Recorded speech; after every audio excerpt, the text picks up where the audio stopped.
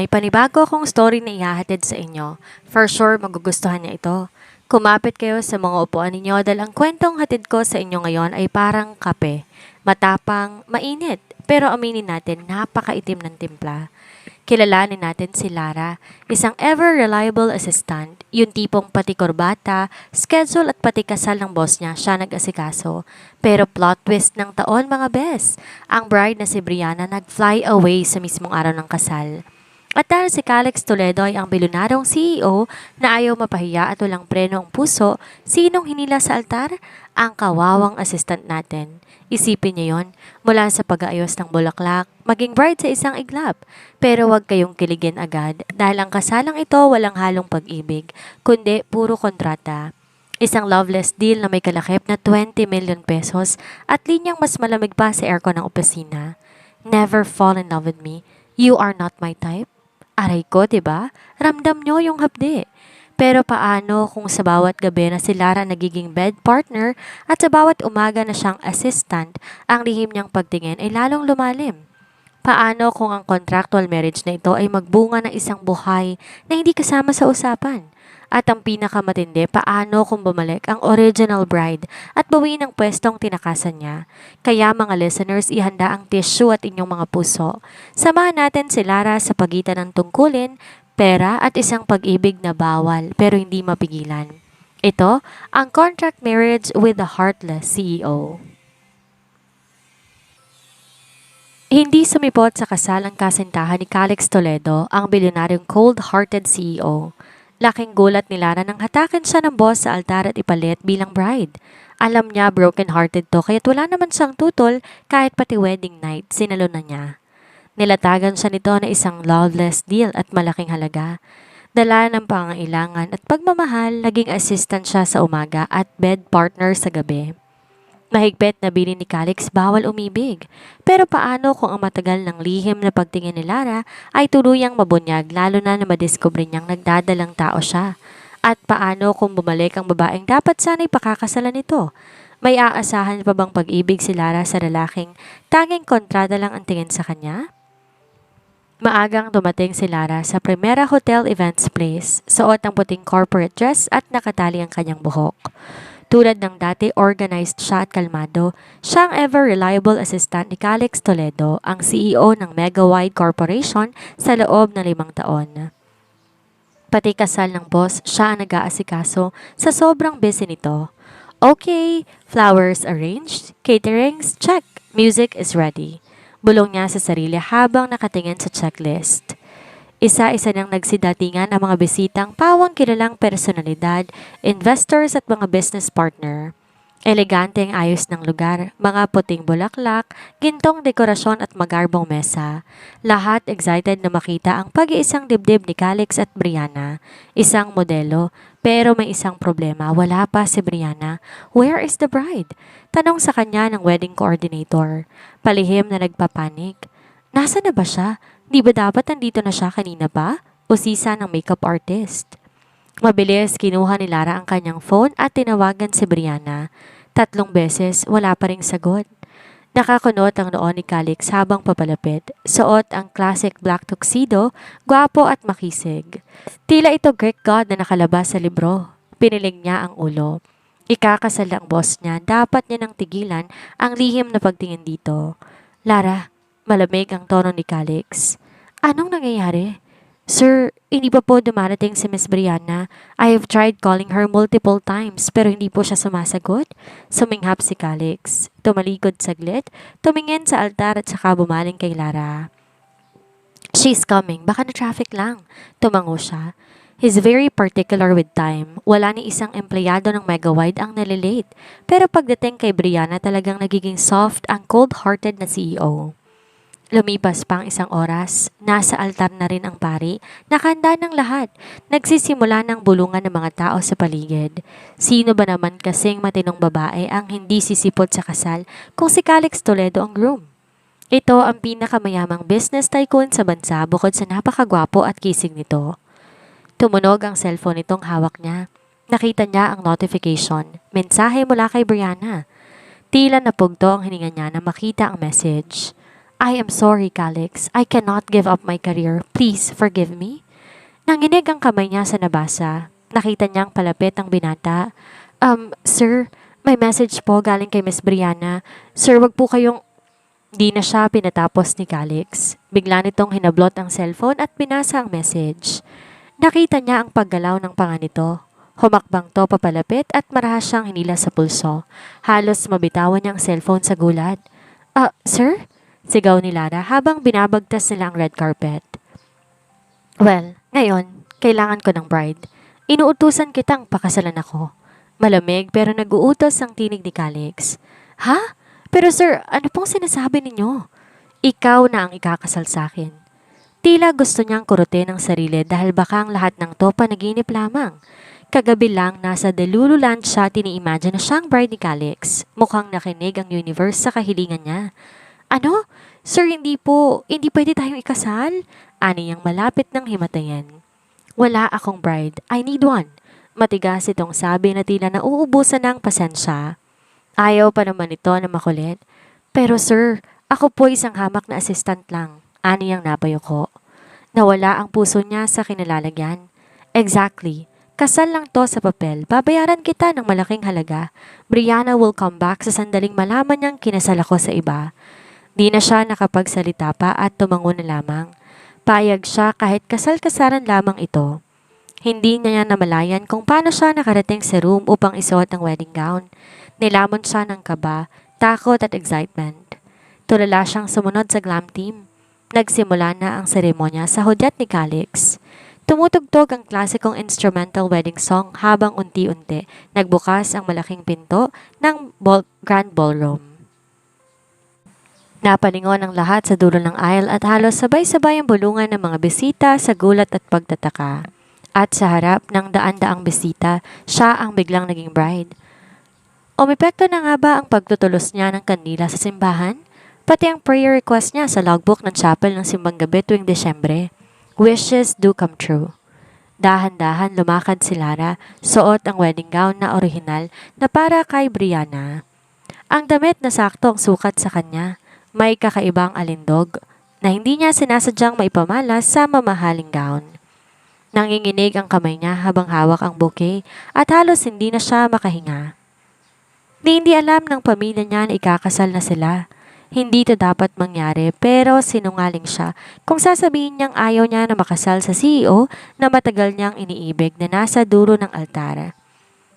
Nakatayo ng matikas at gwapo ang kanyang tuxedo. Ang mga mata nito'y nakatuon sa kanya at doon nakahanap siya ng lakas upang ipagpatuloy ang bawat hakbang. Kailangan siya ng boss. Pagdating niya sa altar ay inabot ni Calix ang kamay niya. Init ng palad nito ang pumawi sa nanlalamig at nanginginig niyang katawan. Tahimik ang buong bulwagan, pati ang pare sandaling natigilan. Bago sinimula ng seremonya, walang nakakaalam kung ano ang nangyari kay Brianna. Walang paliwanag, ngunit walang tumututol. Lahat lang nakamasid sa bagong bride. Nagsimula na ang pari na magsalita. Sa hirap at ginhawa, sa sakit at kalusugan, hanggang kamatayan. Isa-isang binigkas ni Calix ang mga salita, diretso ang tinig at walang alinlangan. Ngunit nang siya na ang kailangan magsalita, sandali siyang namutla.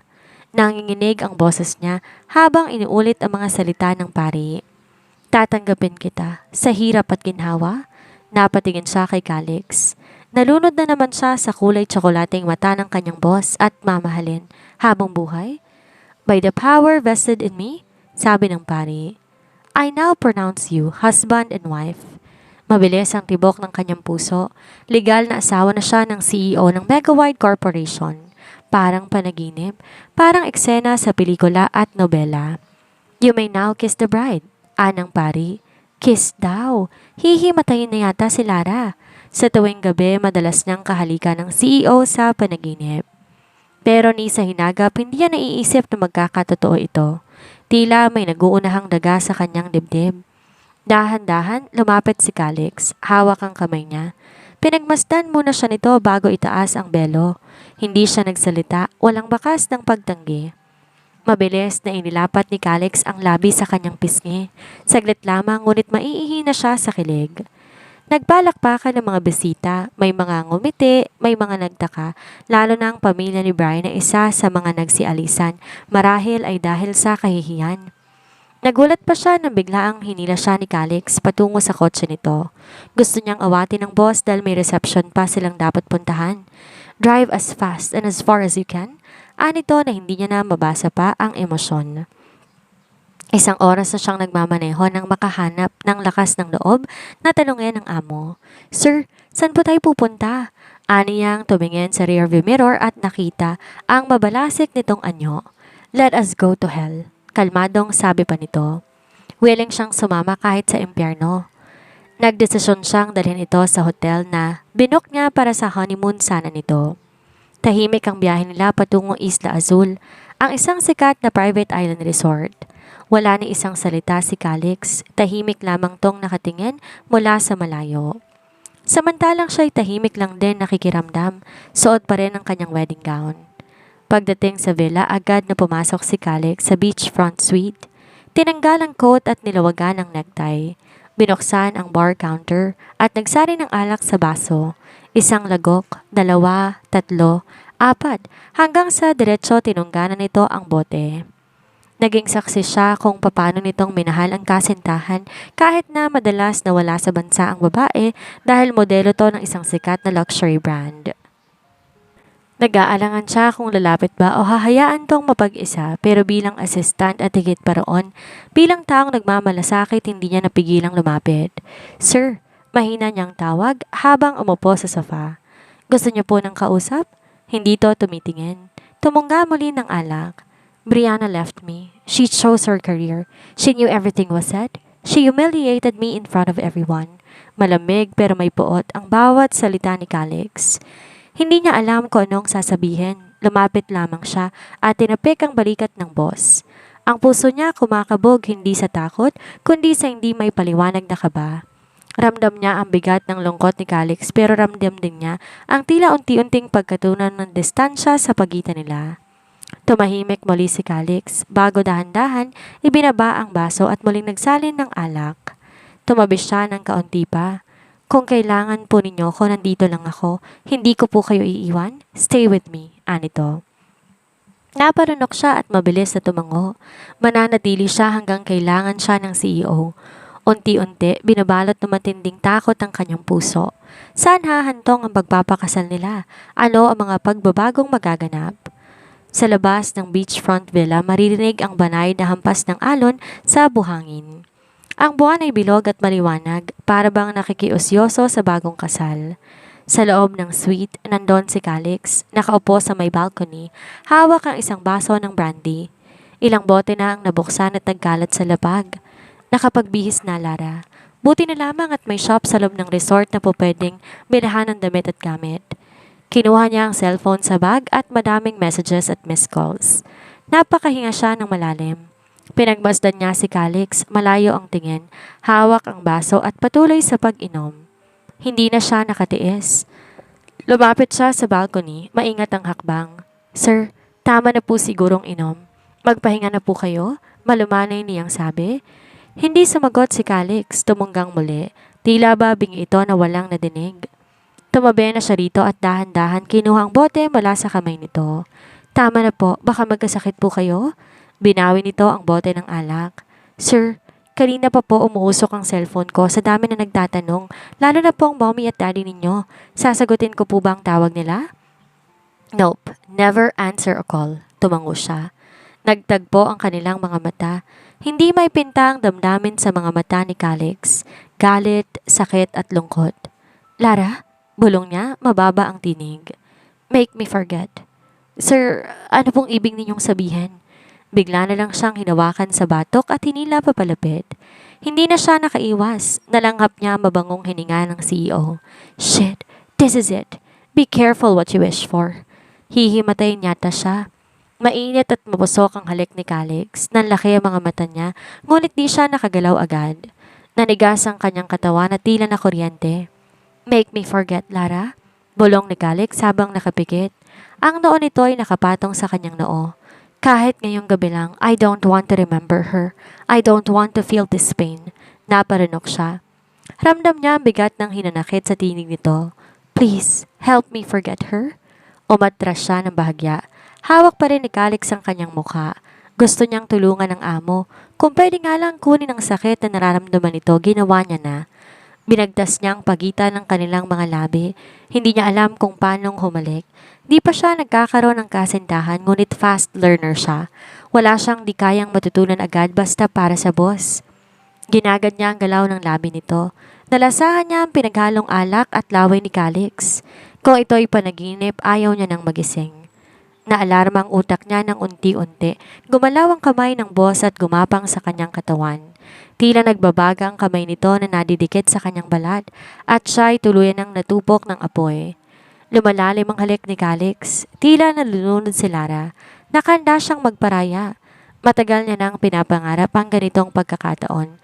Kahit pa alam niya nakatak ng wakas ng kahibangan, pilit itong sinisiksik ang dila sa loob ng kanyang bibig. Naging sakim ang halik ng binata na nakakaadik. Hindi niya na nabilang kung ilang beses siyang inangkin ng boss. Mainit na sinag ng araw ang unti-unti, pumasok sa bintana ng kwarto. Tahimik ang paligid, maliban sa mahinang hampas ng alon mula sa labas. Nakabalot ng kumot ang kanilang mga katawan na walang saplot. Si Lara ang unang nagmulat ng mata. Nakatagilid siya, nakaharap kay Calix. Wala sa ayos ang buhok niya at ramdam pa rin ng balat niya ang init ng gabing nakalipas at ang hapdi ng pagitan ng kanyang hita. Ang puso niya mabilis ang tibok habang unti-unti bumalik sa isip niya lahat ng nangyari kagabi. Ang halik at ang haplos ng kanilang pinagsaluhan. Biglang dumapo sa kanya ang kaba. Bakit siya pumayag? Dahan-dahan siyang inalis ang kamay ni Calix na nakapatong sa bewang niya. Huminga siya na malalim. Napatingala siya sa kisame at muling pumikit. Paano niya haharapin ang CEO? Maya-maya, gumalaw si Calix at pupungas-pungas na bumangon na tila inaalala ang nangyari. Sir, tungkol po sa nangyari kagabi, mahinang simula niya. Nakailang lunok na siya pero parang may bara pa din sa kanyang lalamunan. Pinilit niyang ngumiti. Sir, kalimutan na lang po natin ang nangyari. Tuloy niya, pilit na kaswal ang tono. Pagod po tayo, madami po akong nainom. Aksidente lang po ang nangyari at dapat ng kalimutan. Hindi ito tumingin sa kanya. Tahimik lang ito kahit nagpatuloy siya. Wala pong kailangan magbago. Assistant mo pa rin ako. At kalimutan na lang po natin para walang problema. Dahan-dahan siyang bumangon. Agad binalot ang kumot sa katawan. Maliligo po muna ako. Aniyang nagmamadaling bumangon. Napatingin to sa mantsang kulay pula sa bedsheet. Bakit di mo sinabing first time mo? So sir, maliit na bagay lang po yan at okay lang po na kayo nakauna sa akin. Aniya at mabilis na pumasok na sa banyo bago pa man siya tanungin o pigilan ito. Pagkasara ng pinto, napasandal siya at napapikit. Magulong-magulo ang kanyang isip. Hindi niya alam kung saan hahantong ang relasyon nila ng boss pero ngayon lamang siya sumaya ng ganito. Gusto sana niyang sumigaw sa ligaya ngunit tinakpan niya ang kanyang bibig. Masarap ang hangin sa resort. Ang langit ay bughaw na bughaw at ang tubig ng dagat malinaw na tila salamin. Nakatakda ang island hopping nila Calix at Lara, bahagi ng honeymoon package. Nakadamit panlangoy si Lara, rush guard ang nabili niya. Bakat ang makorba ang katawan niya. Habang hinihintay si Calix sa bangka, nakatingin siya sa malawak na dagat. Pilit iniiwasang alalahanin ang nangyari kagabi. Iniiwasan nga ba niya o binabalikan? Napangiti siya nang wala sa loob. Maya-maya ba dumating si Calix. Suot ang light blue polo na nakabukas ang 2 botones, shorts at may hawak na sunglasses. Super gwapo talaga nito. Umupo silang dalawa sa harap ng bangka habang naglalayag ito patungo sa unang sigla. Kasama nila ang isang boat crew at ilang staff ng resort na naatasang sumama para sa private tour. Habang tumatakbo ang bangka, hindi maiwasan na mapatingin ang ilan sa kanila dahil kung titingnan, perfect couple sila.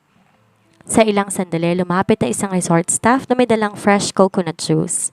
Ma'am, sir, here are your welcome drinks for honeymooners. Nakangiting sabi nito. Salamat. Alanganin siyang ngumiti.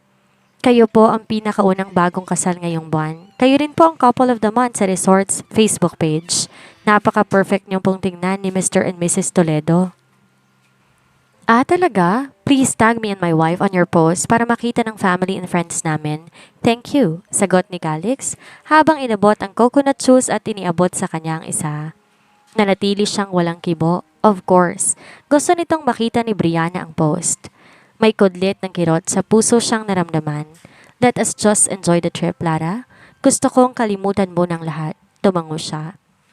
Sa loob na 5 taong pagiging assistant nito, never niya tong nakitang nagbakasyon o nagpahinga. Pagdating nila sa unang isla, bumaba sila at nagsimulang maglibot. Puno ng puting buhangin, tahimik at eksklusibo ang lugar. Naglakad sila sa may shoreline habang tinatanong ng ibang staff na masayang kumuha ng candid honeymoon photos nila. Smile naman kayo, Ma'am Lara, Sir Calix. Anang kumukuha ng photos? Sir, yakapin po ninyo si Ma'am, sabi naman ng isa pang staff. Napilitan silang ngumiti habang nagpapakuha ng pictures. Sa litrato, tila isa silang tunay na masayang mag-asawa, nagtatawanan, magkadikit ang katawan. Sa huling isla na kanilang pinuntahan, naupo silang dalawa sa isang hammock para sa dalawa, habang ang staff naglatag ng picnic. Ang araw ay papalubog na.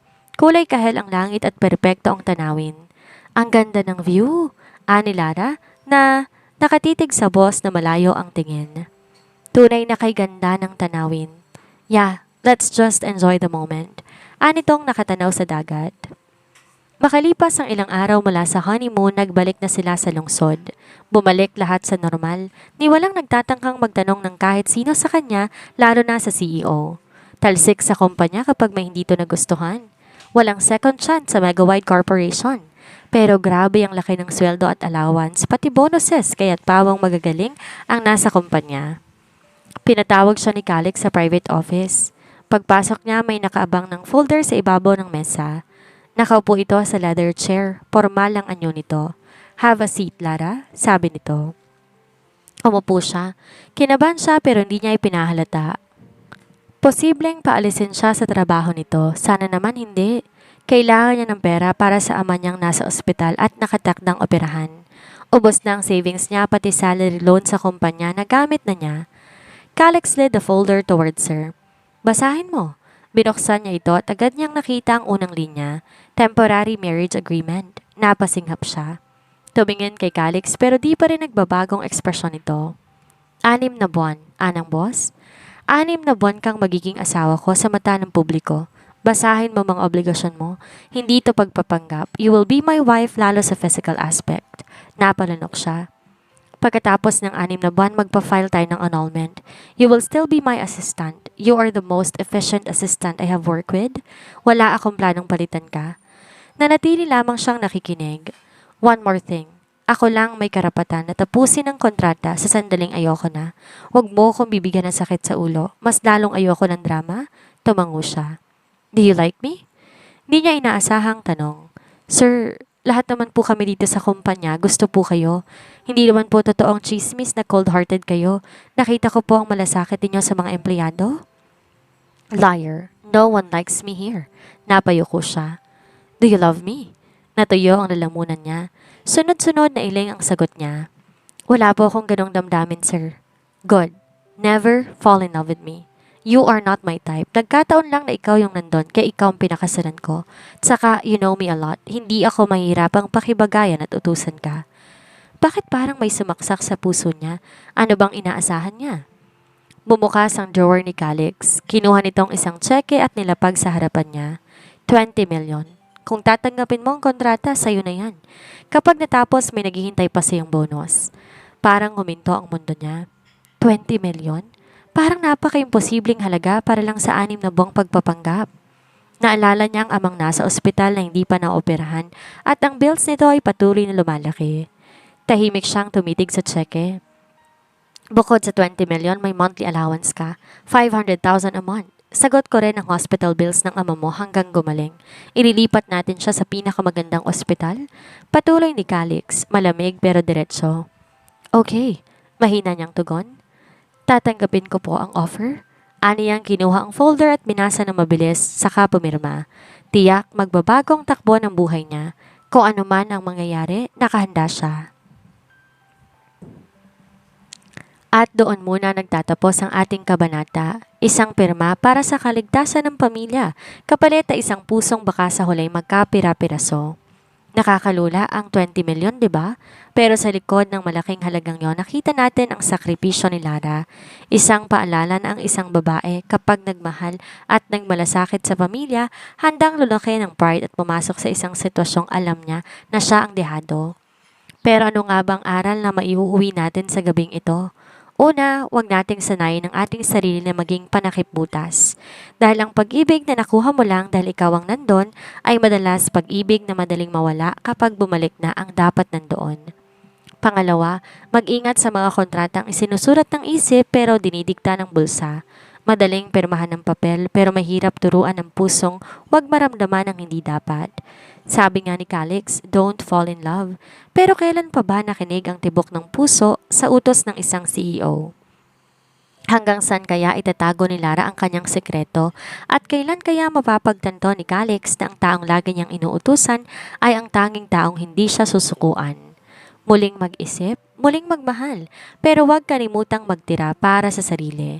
Hanggang sa susunod nating pagkikita dito sa kwento ng pag-ibig, pera at maling akala. Part 2, Lara. Kamusta mga ka-Ashlon? Nagbabalik tayo sa masalimuot na buhay ni Lara. Akala nyo ba happily ever after na matapos ang kasalang contractual? Nako, dyan kayo nagkakamali. Ngayon, papasok na si Lara sa kuta ng mga Toledo, ang mansong singlamig ng pakikitungo sa kanya ni Calix. Pero wait, may bagong karakter tayong makikilala. Isang gwapo at matagumpay na CEO din na si Santiago Aquino. At ang plot twist, hindi lang siya basta business partner kundi ang crush ng bayan at childhood friend ni Lara. Sa kabanatang to, masusubukan ang tatag ni Lara habang pilit niyang tinitiis sa mga painting ng ex-bride ni Calix na nakabalandra sa kwarto, kailangan naman niyang gamitin ang kanyang charm para makuha ang isang bilyonaryong deal. Utos ng boss o dikta ng puso? At ano tong nababalitaan nating may selos na namumuo sa panig ng ating cold-hearted CEO? Handa na ba kayong kiligin at masaktan? Ito ang part 2 ng The Contract Marriage with a Heartless CEO. Linggo ng umaga, ipinasundo si Lara sa driver ni Calix upang tumira sa mansyon ng mga Toledo. Mainit ang sikat ng araw, lumabas siya sa kotse at ngayon nasa harap ng malawak at marangyang mansyon. 2 bag lang ang dala niya, isang maleta at isang shoulder bag. 6 na buwan lang naman siyang mananatili. Napasinghap siya habang pinagmamasdan ng ingranding harap ng magiging tahanan, malalaking halige, fountain sa gitna ng driveway at mga halaman na ginawa ng landscape artist. Sa kondo lamang niya madalas puntahan ng boss. Biglang bumukas ang malaking pintuan at sinilubong siya ng 10 yatang kasambahay. Isang elegante at maedad na ginang ang lumabas, maganda pa rin sa kabila ng mga linya sa mukha. Nakasuot ito ng pearl earrings at light beige na dress. Sa tabi nito, isang babaeng nasa early 20s, naka-jeans at blouse, mukhang approachable at classy rin. Lara, bungad ng ginang na nakangiti. Opo, sagot niya. Agad yumuko bilang paggalang. Magandang hapon po, ani ang nagmano. Ngumiti ang matanda at lumapit sa kanya. Ako si Doña Amelia at ito ang anak kong si Cassie. Hi, welcome! Sabat ng kapatid ni Calix sabay abot ng kamay. Finally, nakilala rin kita. Ikaw palang malas na naipalit bilang bride ng kuya ko. Anitong nakatawa. Pumasok ka, iha. Alok ni Doña Amelia. Hindi ka bisita rito, bahay mo rin to. Ipakit na natin ang mga gamit mo. Ako na po ang bahala. Wag na po kayong mag-alala, di naman po ako bisita. Ngunit, sinanyasan ng Donya ang 2 kasambahay. Hindi mo kailangan mahiyang tumira dito. Ikaw ang asawa ni Calix at bilang asawa ng anak ko, pamilya ka na rin namin. Napatigil siya. Hindi niya inaasahan yon. Ang buong akala niya malamig ang pagtanggap na makukuha mula sa pamilya Toledo. Akala niya pagdududahan siya, tatarayan o uuriin ng kanyang pagkatao. Thank you po sa pagtanggap. Nahihiya po ako. Kami nga ang nahihiya sa'yo. Iniisip nga namin kung bukal ba sa loob mong magpakasal sa kuya ko eh. Nakangising sabi ni Cassie. Ano ka mo, Cassie? Anang baritonong boses ni Calix na bumababa ng hagdan. Nakakatapos lang mag-exercise at walang pang itaas. Muntik malaglag ang panty niya. Pawisan ang katawan nito at litaw ang 6-pack abs at malapad na balikat. Andyan ka na pala. Iaakit na sa kwarto ninyo ang gamit ni Lara? Ani Doña Amelia. No, She will stay sa guest room, ani Calix. She will be more comfortable there. May kirot ulit sa dibdib. Sinaway niya ang sarili. Wala siyang karapatang masaktan. Sa loob ng 6 na buwan, paghuhusayin niya ang pagiging may bahay at assistant ng CEO. Inihatid siya ng kasambahay na si Aling Susan sa guest room, nakatabi ng kwarto ni Calix. Habang inaayos sa mga gamit, napabuntong hininga siya. Di pa man tumatagal, damanan niya ang mabigat na responsibilidad sa likod ng pangakong pinasok niya. Madali ang mga dapat gawin, ang mahirap ay ang kontrolin ng kanyang emosyon. Gabi na sa mansyon, tahimik ang buong paligid. Hindi sanay si Lara sa huni ng kuliglig na madidinig. Nakatapos na siya sa pag-ayos ng kanyang gamit sa guest room. Nakaligo na rin siya at nakasuot ng simpleng cotton pajama at maluwag na puting shirt. Maluwag ang kwarto, malambot ang kama. Halos kasing laki na nito ang buong bahay nilang mag-anak. May aircon pa. Naalala niyang isang folder ng mga urgent documents na ipinasok ni Calix sa kwarto nito. Ang mga papeles na kailangan niyang ayusin para sa investors meeting sa bukas. Kukuhanin niya. Ilang beses siyang pumapasok sa condo unit ng boss kahit wala ito. Natural na lang sa kanila ang ganong gawain kaya't hindi na siya nagdalawang isip. Dahan-dahan niyang pinihit ang siradura ng pinto ng silid at pumasok. Pero pagbungad niya, parang napako siya sa kinatatayuan. Hindi niya inaasahan ang kanyang makikita. May mga naka-frame sa bedside table at sa mismong pader sa harap ng kama may isang malaking oil painting nito. Nakangiti at nakatingin sa malayo. Naparunok si Lara. Ganito pala kamahal ni Calix si Brianna. Dahan-dahan siyang lumapit sa mesa.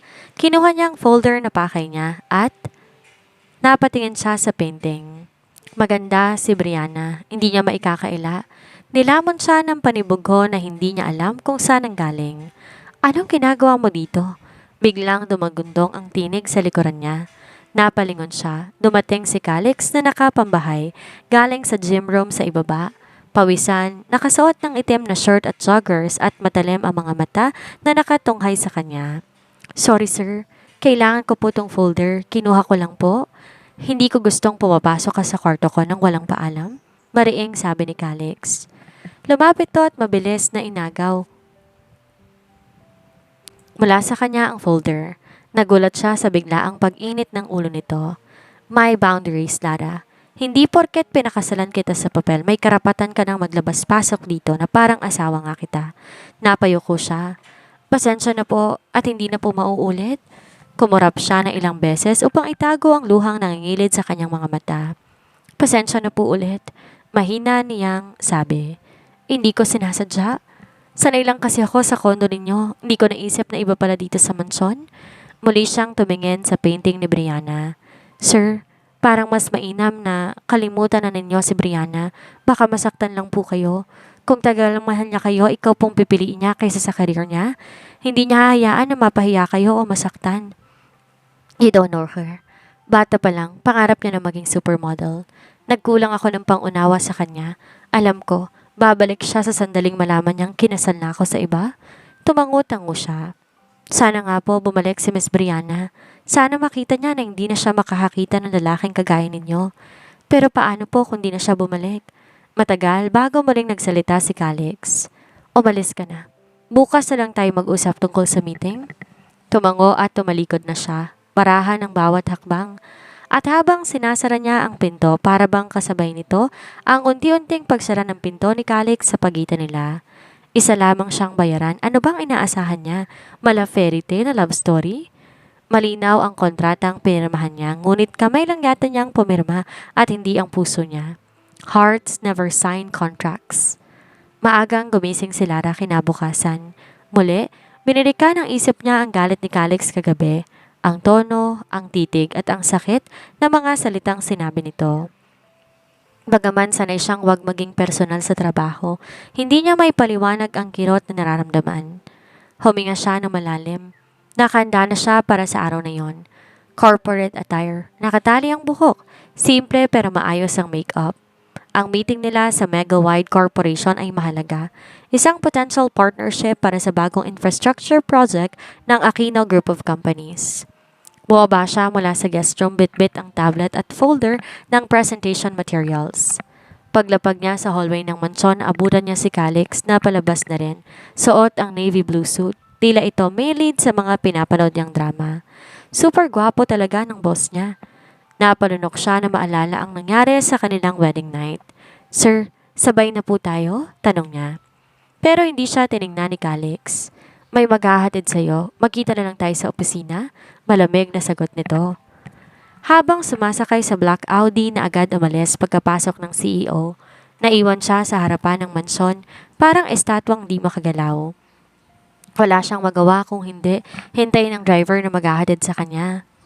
Pagdating ng kotse, sumakay siya ng tahimik. Ang pakiramdam, tila hindi siya asawa ng CEO kundi isang pangkaraniwang empleyado.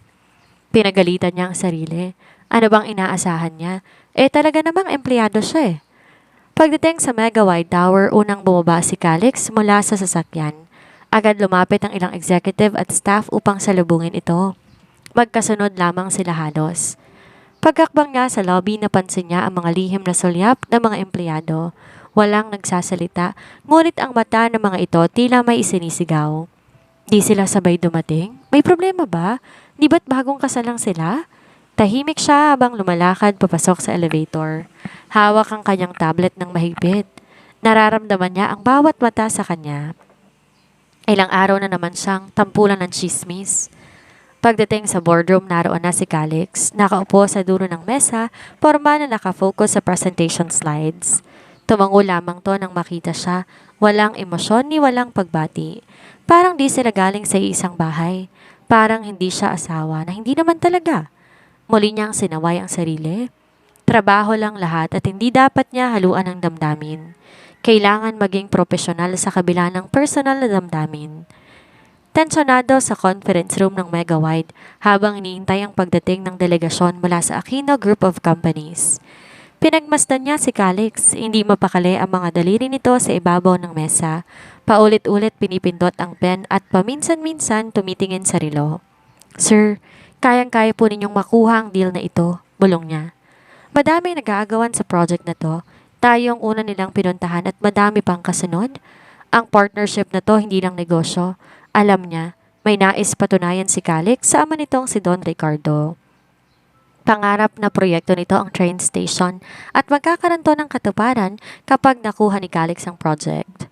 Noong nakaraan ay si Casper, ang stepbrother ni Calix, ang nakapag-close ng deal. Tahimik siya sa tabi ni Calix, binabasa ang presentation file sa kanyang tablet. Alam niya, stress ang boss niya, ngunit di na siya nagtangkang magsalita ulit. Alam na alam niya kung paano to pakikitunguhan. Maya-maya bumukas ang pinto ng boardroom. Ladies and gentlemen, Mr. Santiago Aquino, CEO of Aquino Group, anunsyo ng sekretary. Pumasok ang isang matangkad at gwapong lalaki na naka-dark green suit. May confident na ngiti sa labi at matalim na mata. Taglay nito ang karismang hindi may pagkakaila. Agad na tumayo si Calix upang makipagkamay.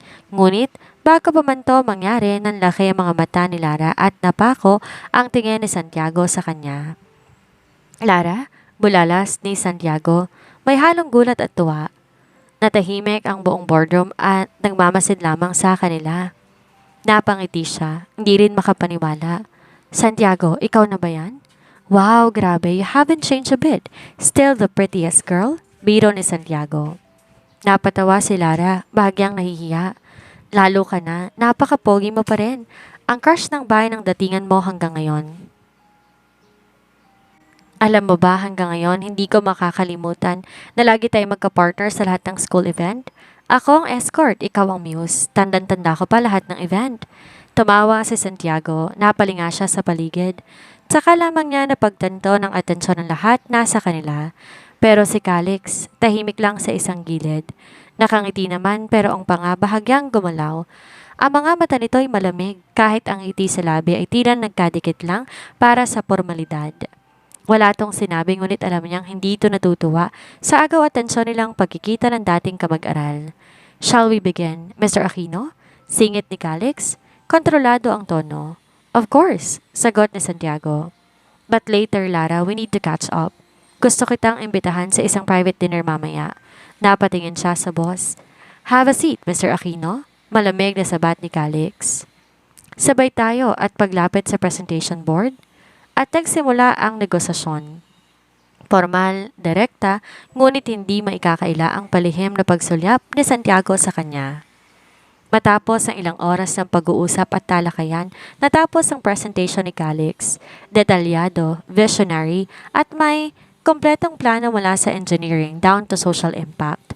Isang proyekto na hindi lamang para sa kumita, kung hindi, para makatulong sa bayan. Tumango si Santiago matapos ang huling slide. Impressive, aniya, habang nagkakasalubong ang mga daliri nito sa ibabaw ng mesa. Honestly, I'm impressed. Your projections are solid. Your execution plan is clear. Napangiti si Calix, ngunit hindi pa ito ang katapusan. But, dagdag ni Santiago, out of fairness, I still want to review the other proposals before making my final decision. Mabilis na nawala ang ngiti sa labi ni Calix, ngunit saglit lang. Bilang bihasang negosyante, sanay na ito sa mga ganitong galawan. Tumango ito. Of course, we understand, Mr. Aquino. Sumulyap si Calix sa kanya na may nais ipahiwatig. Pagkatapos ng meeting, lumapit sila sa lounge ng opisina kung saan inihain ang merienda, assorted pastries, coffee at imported snacks. Kailangan ng konting pahinga matapos sa mahabang talakayan. May basket din na naglalaman ng imported products para sa mga bisita.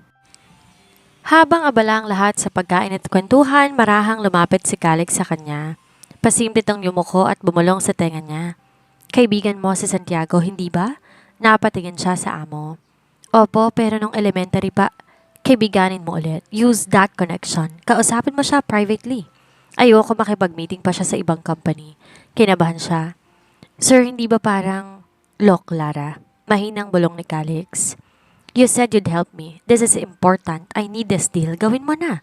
Sumama ka sa dinner invitation niya mamaya. Nanigas siya sandali. Ba't parang pakiramdam niya pinapamigay siya ni Calix? Gaga talaga siya. Natural. Wala namang pagtingin sa kanyang boss, pero gagawin niyang utos para sa trabaho at para sa boss. Tumango siya dahil alam niyang di siya makakatanggi. Okay sir, gagawin ko po. Good. I will reward you kapag nakuha natin ang deal. Ani Calix na umalis na makitang palapit si Santiago sa kanya. Pwede ko bang makuha ang contact number mo? Nakangiting sabi nito. Sige, eto. Aniyang pinakita ang cellphone na luma na napanalunan pa niya sa raffle nung unang taon niya sa Megawide. Tumingin to sa kanya ng diretsyo. So, dinner tonight? I meant what I said. Gusto kitang makakwentuhan ulit, Lara. Ang dami kong gustong malaman tungkol sa'yo. After all, matagal na rin tayo naging magkaklase noon from grade 1 to grade 6. Bago pa siya makatanggi, naramdaman niyang muli ang tingin ni Calix mula sa di kalayuan. Okay, makabata pa tayo ng huling magkita. Gusto ko rin malaman ang secret to success mo. Tugon ni Lara. Anong oras ng dinner? How about 6 in the evening? Susunduin kita. Ibigay mo lang ang address mo. Hindi na. Magkita na lang tayo. Saan bang restaurant? Sa Grand Royal Restaurant. Nanlaki ang mga mata niya. Ang restaurant na binanggit nito, pawang mayayaman lamang ang nakakapunta dahil kailangan may membership. Okay, see you. Excited na ako para mamaya. Any request sa food? Baka may allergy ka. Wala. Ikaw nang bahala. Alright. Bye, Lara. See you later. I'm glad to see you. Kumatok sa kwarto niya si Calix. Here, I bought clothes and shoes para mapapayag mo si Santiago. Do whatever it takes. Kumbinsin mo siyang pumirma ng kontrata sa Megawide. Anitong iniabot ang ilang paper bags. Sir, sa tingin ko po, kahit makinig siya sa ibang proposal, ang sa Megawide pa din po ang pinakamagandang proyekto. Alam ko, I just want to make sure. Galingan mo. Ayokong papalpak ka. Anitong tumalikod na. Suot niya ang mga binigay ni Calix. Mas lumitaw ang kanyang kagandahan. Habang papunta siya sa mamahaling hotel-restaurant kung saan naghihintay si Santiago, kabado siya at nahihiya na rin. Alam niya ang misyon niya, kaibiganin, kumbinsihin, akitin kung kinakailangan ang dating kaklase para sa kontrata. Sinalubong siya ng staff na para bang kilala siya. Miss Lara Mina Mangera? This way please, Mr. Aquino is waiting. May violinist sa sulok, ambient light at tanawang city skyline mula sa salaming bintana. Napalinga siya sa paligid. Kaya pala sikat ang restaurant na ito, napaka-elegante ng disenyo. Sa dulo ng mahaba at pribadong booth, nandun si Santiago, nakangiting tumayo at sinalubong siya na parang isang tunay na prinsesa. Lara, anitong hinawakan ng kanyang kamay upang alalayan. You look stunning. Thank you, sagot niya, medyo hindi mapakali. Hindi siya sanay sa ganitong treatment. Mas sanay siyang utos-utusan, magdala ng kape o mag-type ng memo. Marami silang napag-usapan habang kumakain, mula sa mga childhood memories sa eskwelahan hanggang sa mga kwento sa buhay-buhay nila ngayon. Natatawa si Santiago lalo na kapag naaalala nila ang kabaliwan nila noon. Naalala mo ba kapag recess natin? Madalas tayong share sa pagkain. Napangiti si Lara. Oo, nakasurvive tayo sa nilagang kamote at saging pero look at you now. Napakalayo na ng narating mo.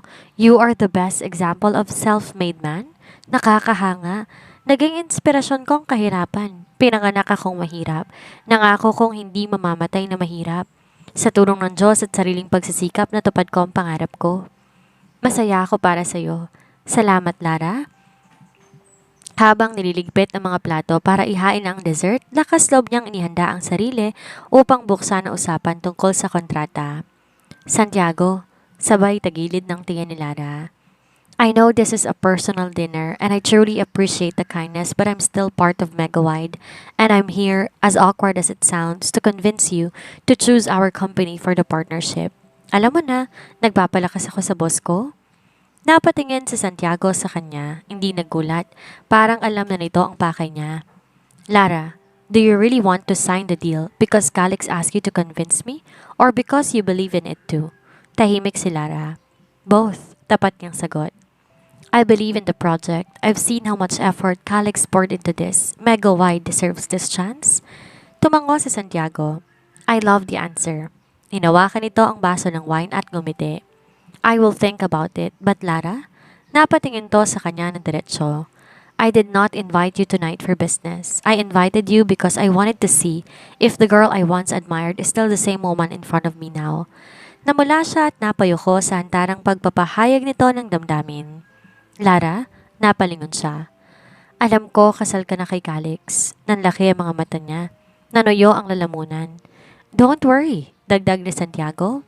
Hindi ako tsismoso. Nagkataon lang na may kaibigan akong nasa wedding ninyo. Hindi siya nakapagsalita. Pilit niyang kinakalmang sarili. Nagpatuloy to habang nakatitig sa kanya.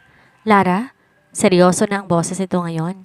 Ano ba talaga kayo ni Calix? Totoo ba ang kasal o isang palabas lang?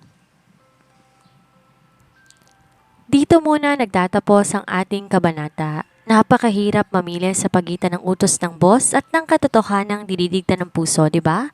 Isang mahalagang aral ang iniwan sa atin ngayon. Ang pera, kayang bumili ng katapatan sa trabaho pero hindi nito kayang diktahan ang tunay na tibok ng puso. Sa tingin nyo, aamin ba si Lara kay Santiago o mananatili siyang tapat sa kontrata nila ni Calix? I-comment ang inyong mga hula sa ibaba. Huwag kalimutang mag-subscribe at i-like ang video na ito. Hanggang sa susunod, ako si Miss Sandra. Muli nating alamin kung sanahantong ang pagpapanggap na ito. Salamat sa pakikinig. Part 3, Lara. Hello, Ashlon listeners. Ako po si Miss Sandra. Nagbabalik para sa mas pumuputok at mas umiinit na kabanata ng buhay ng ating paboritong legal wife. Nako, narinig niyo naman sa dulo na nakarang episode, di ba? Ang ating bida na si Lara mukhang naipit sa pagitan na nag-aalab na selos ng supladong asawa at ng matamis na pangako ng kanyang childhood sweetheart. At hulaan niyo kung saan tayo ngayon. Welcome sa Moonlight Pavilion.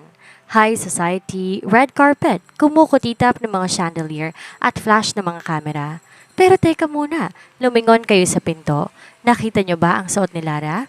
Emerald green gown with a deep neckline and a high slit. Diyos ang lola ninyo. Ang kaso, hindi ang asawa niyang si Calix ang umaakay sa kanya, kundi ang gwapong billionaire CEO na si Santiago. At ang chika sa Megawide Secret Files GC, umuusok na raw sa galit ang ilong ng ating sip-sip na kape sa pantry boss. Gulo ito mga ka-Ashlon. Paano kung sa gitna ng marangyang charity auction na ito, biglang mag-cruise ang landas ang dalawang nagtutunggali ang CEO? At ano tong balita tungkol sa pagdating ng Lolo Matias? Hatiin ang shares o hatiin ang puso? Nako, huwag kayong aalis dahil eto na ay katlong bahagi ng ating kwento. Simulan na natin. Napanunok si Lara. Gusto sana niyang itanggi ngunit mas mainam na manatili siyang tapat. Nagbaba siya ng tingin. Tama ka, nagpakasal nga kami, pero ang kasal namin ay hindi kagaya ng iba. Anong ibig mong sabihin? Ang sabi sa akin kanina lang ng kaibigan ko, si Brianna ang bride kaso hindi sumupot at biglang ikaw ang pinalit. Nagulat ang mga tao dahil alam ng lahat assistant ka ni Calix. Pansamantala lang ang kasal, may kasundo ang pinirmahan. Maghihiwalay din naman kami matapos ang 6 na buwan. Tahimik si Santiago, hindi ito nagulat, ngunit may bahid ng disappointment sa mga mata nito. So he's using you? Bakit ka pumayag? Di naman sa ganon, mabilis sa tanggi niya. Pumayag ako at tinanggap ko ang pera hindi para sa sarili ko kundi para sa operasyon ni tatay. Actually, sobrang laki ng binayad niya at plano kong isoli ang sobra kapag natapos ng gamutan. Muling natahimik si Santiago hanggang sa bumuntong hininga ito at tumango. I get it. You are selfless as always. Sayang nahuli ako ng dating. Napatingin siya sa binata sa huling sinabi nito. Akala niya tapos na, ngunit may huling tanong pa si Santiago. Kung sakaling tapos na ang kasunduan ninyo ni Calix, napatingin ko sa kanya. Diretso, walang pag-aalinlangan. Would you ever consider being with someone who sees your worth, not because of convenience or strategy but simply because he wants you? Mabilis ang tibok ng puso niya. Hindi niya alam kung anong sasabihin. Hindi ko alam, basta ngayon ang gusto ko lang, maoperahan si Itay, tapos makabangon sa dami ng utang ko. Ayoko muna mag-isip tungkol sa mga ganyang bagay. Aniya na nahiyang direktang aminin ang damdamin niya sa boss. Tahimik siya habang nakatingin sa kanyang mga palad. Hindi niya inakalang hantong sa ganito ang simpleng dinner na ito. Hindi lang pala business proposal ang mapag-uusapan, kundi pati damdaming hindi niya inaasahan na maririnig mula sa isang matagal ng alaala ng nakaraan. Lara, muling tawag ni Santiago. Mas banayad na ngayon ang boses. Wala akong intensyong guluhin ang takbo ng buhay mo. Alam kong komplikado pero gusto ko lang malaman mo. Napatingin siya sa binata. That I'm willing to wait kahit gaano pa katagal. Mabilis siyang nagbaba ng tingin at pilit sinilid sa mabining ngiti ang lahat ng pagtanggi. Santiago, salamat sa paghanga pero napahinga siya ng malalim. Pwede bang kaibigan na lang tayo? Tahimik si Santiago ng ilang saglit, tila tinatanggap ang desisyong hindi nito gusto ngunit nirerespeto. Tumango ito at pilit na ngumiti. Friends? Okay, tatanggapin ko sa ngayon. Pero hindi ko ikakaila kung ano talagang nararamdaman ko para sa'yo. Hayaan mo lang ako. Pagkabukas pa lang ng gate ng mansyon at pagpasok niya sa loob, nandun agad si Calix sa may pintuan.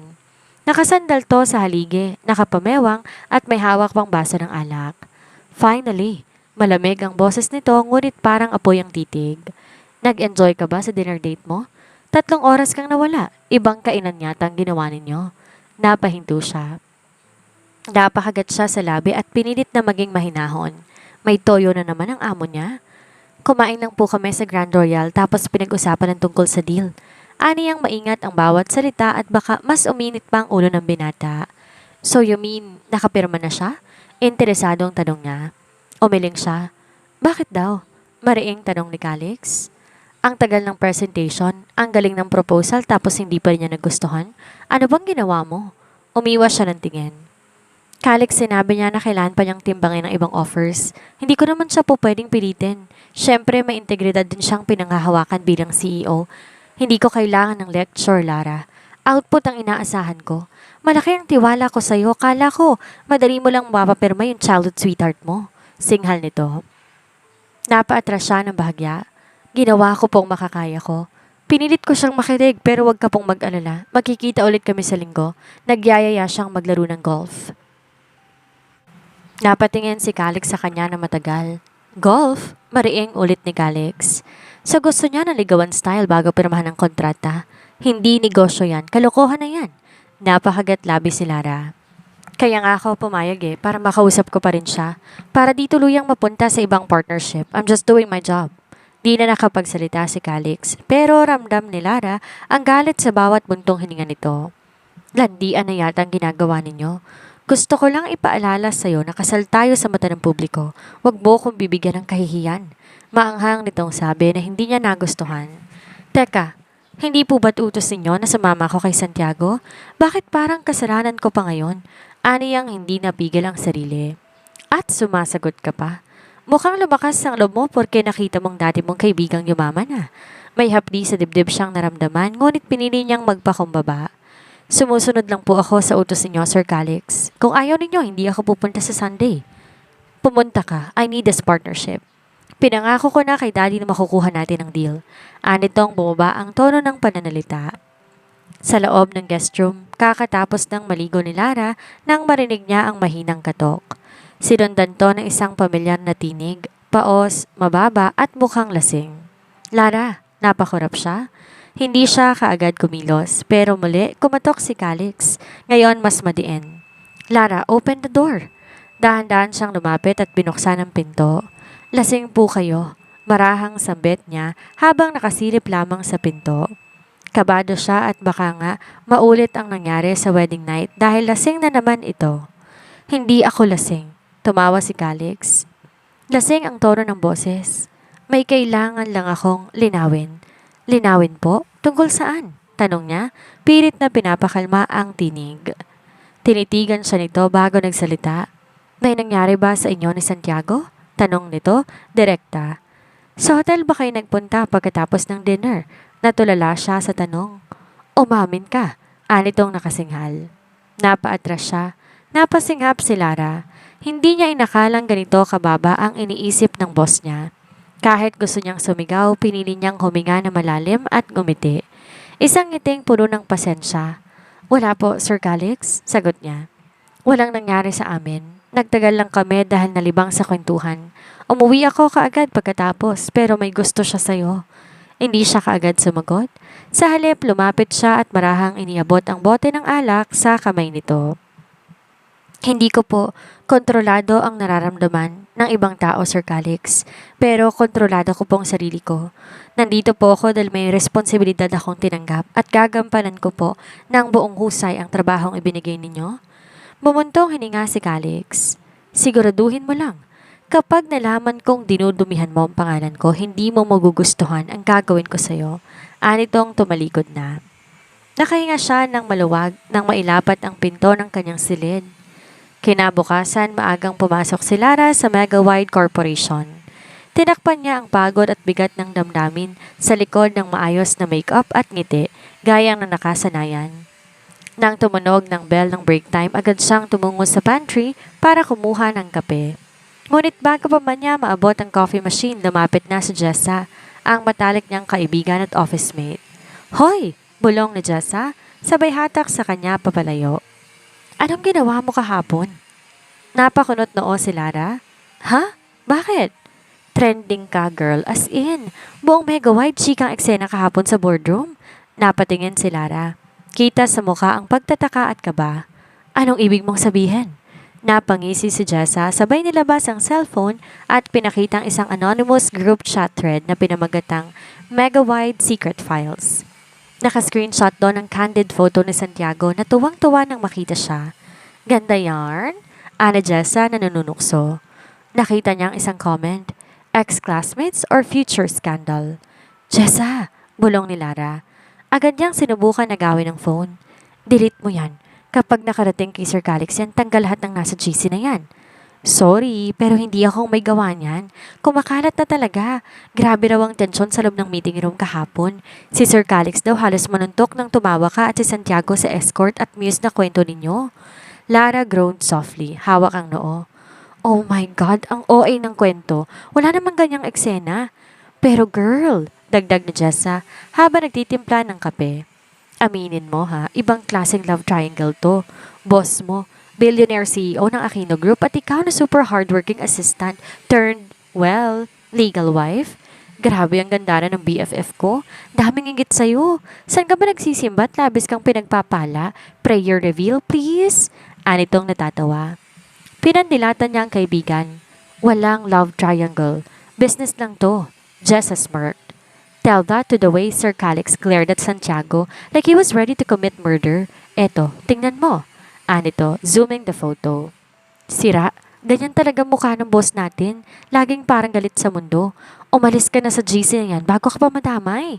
Nako, buong mega-wide kasali sa GC maliban sa nasa taas, mga sip-sip at ikaw. Ayoko mag-leave no, tiyak mapag-uusapan ako. Natulala siya nang maalala ang bigat ng sitwasyong kinasusuungan. Napansin niyo ni Jessa, lumambot ang tinig nito. Hey Lara, joke lang, okay ka lang? Nagpakawala siya ng mahinang ngiti. Okay lang ako. Ngumiti rin si Jessa pero baka sa mata ang pag-aalala.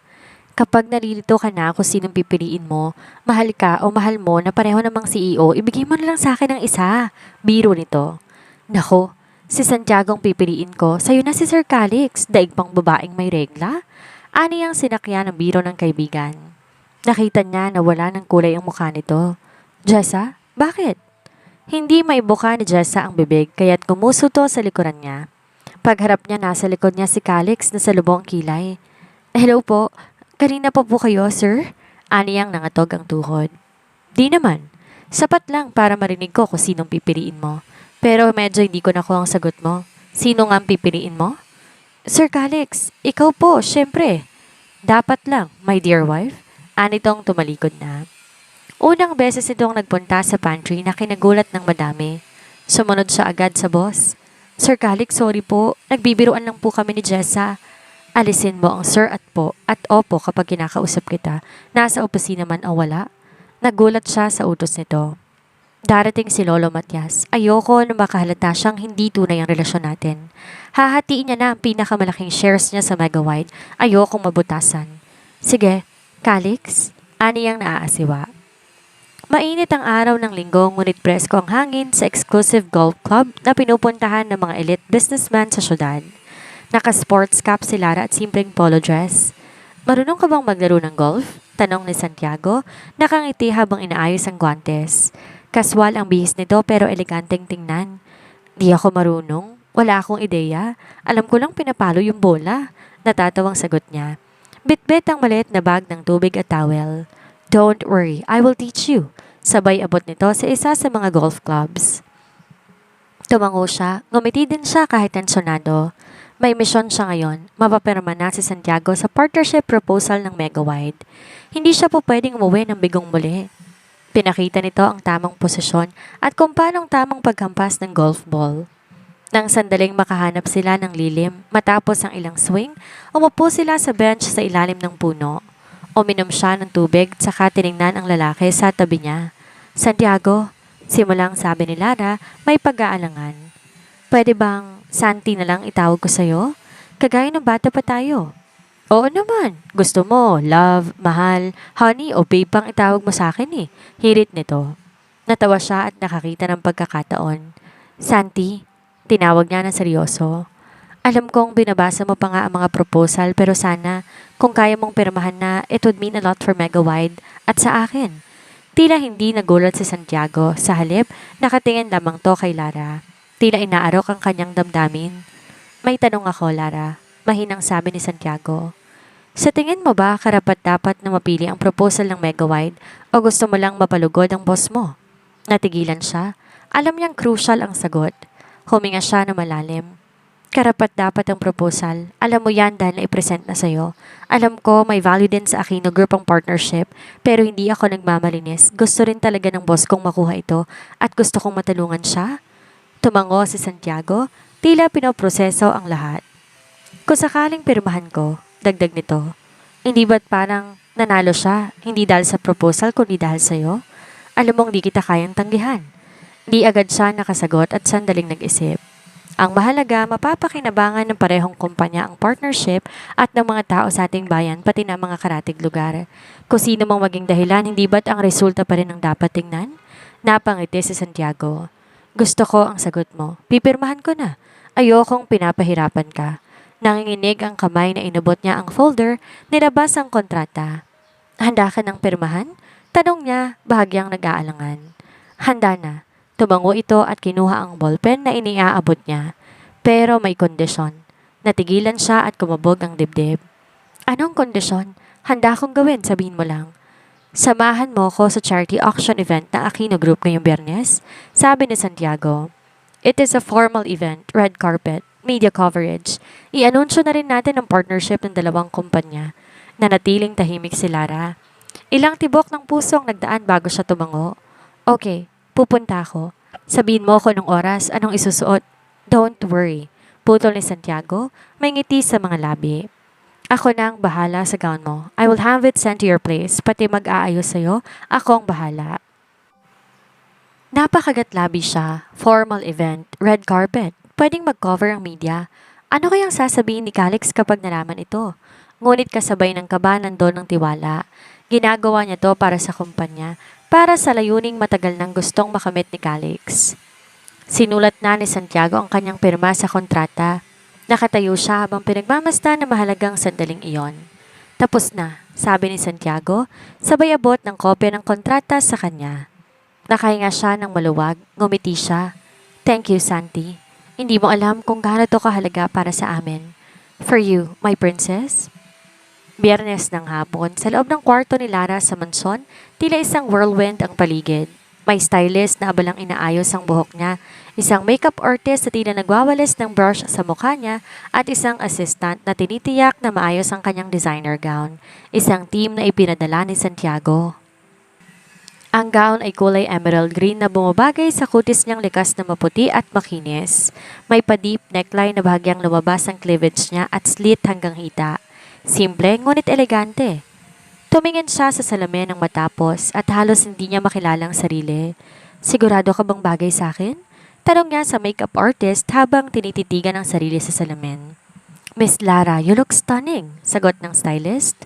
Parang ikaw ang auction item na highest bid tonight. Hindi niya alam kung matatawa ba o mapapailing. Biglang bumukas ang pinto ng kwarto at pumasok si Calix. Suot ang itim na suit, may hawak na folder at kunot noo habang pumasok, pero agad nag-ibang ekspresyon nito nang masilayan ang ayos niya. Huminto ito, napako sa kinatatayuan. Nagtagalang tingin to sa kanya mula ulo hanggang paa. Aalis na ako maya-maya, ang tanging nasabi niya, pilit na binasag ang tensyon. Tahimik pa rin si Calix, ngunit ang mata nito tila nag-aalam. May kung anong emosyon na hindi niya alam kung pinipigilan o pilit kinukubli. Maganda ba? Tanong niya. Tamikim si Calix. Hindi ba masyadong revealing yan? Napakunot-noo siya. Formal event, may stylist. Si Santi ang nagpadala nito. Kumunot lalo ang noo ni Calix nang marinig ang pangalan ni Santiago. Pumayag akong samahan siya, dagdag niya. Para sa kumpanya at alam mo, ito ang kapalit para pumirma na siya at makuha natin ang kontrata. Tahimik na tumango si Calix, saka tumingin sa salamin. Huwag kang magpapagabi. Tama na rin ang pagpapaganda at baka ikaw mabili sa auction, sabi ni Calix. Napatingin siya sa binata, hindi niya alam kung biro yon o may halong selos. Asa naman siya. Don't worry, may asawa na ako, di ba? Buti at alam mong married ka. Distansya lang sa lalaking yon. Ayokong madagdagan ng chismis tungkol sa akin. Parating na si Lolo Matias, baka malaman niya ang ganyang issue. Anitong tumalikod na. Magara ang ilaw, flash ng camera sa magkabilang panig, umaalingaw-ngaw ang tunog ng jazz music mula sa live band habang unti-unting bumababa ang mga sasakyan sa harap ng Moonlight Pavilion, ang pinakasikat na event venue.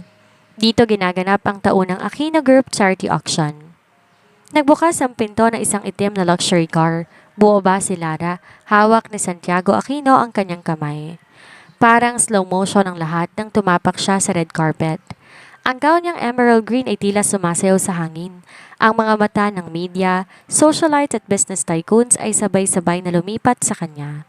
Nagbulungan ng mga tao. Sino yung kasama ni Mr. Aquino? Gorgeous, parang artista.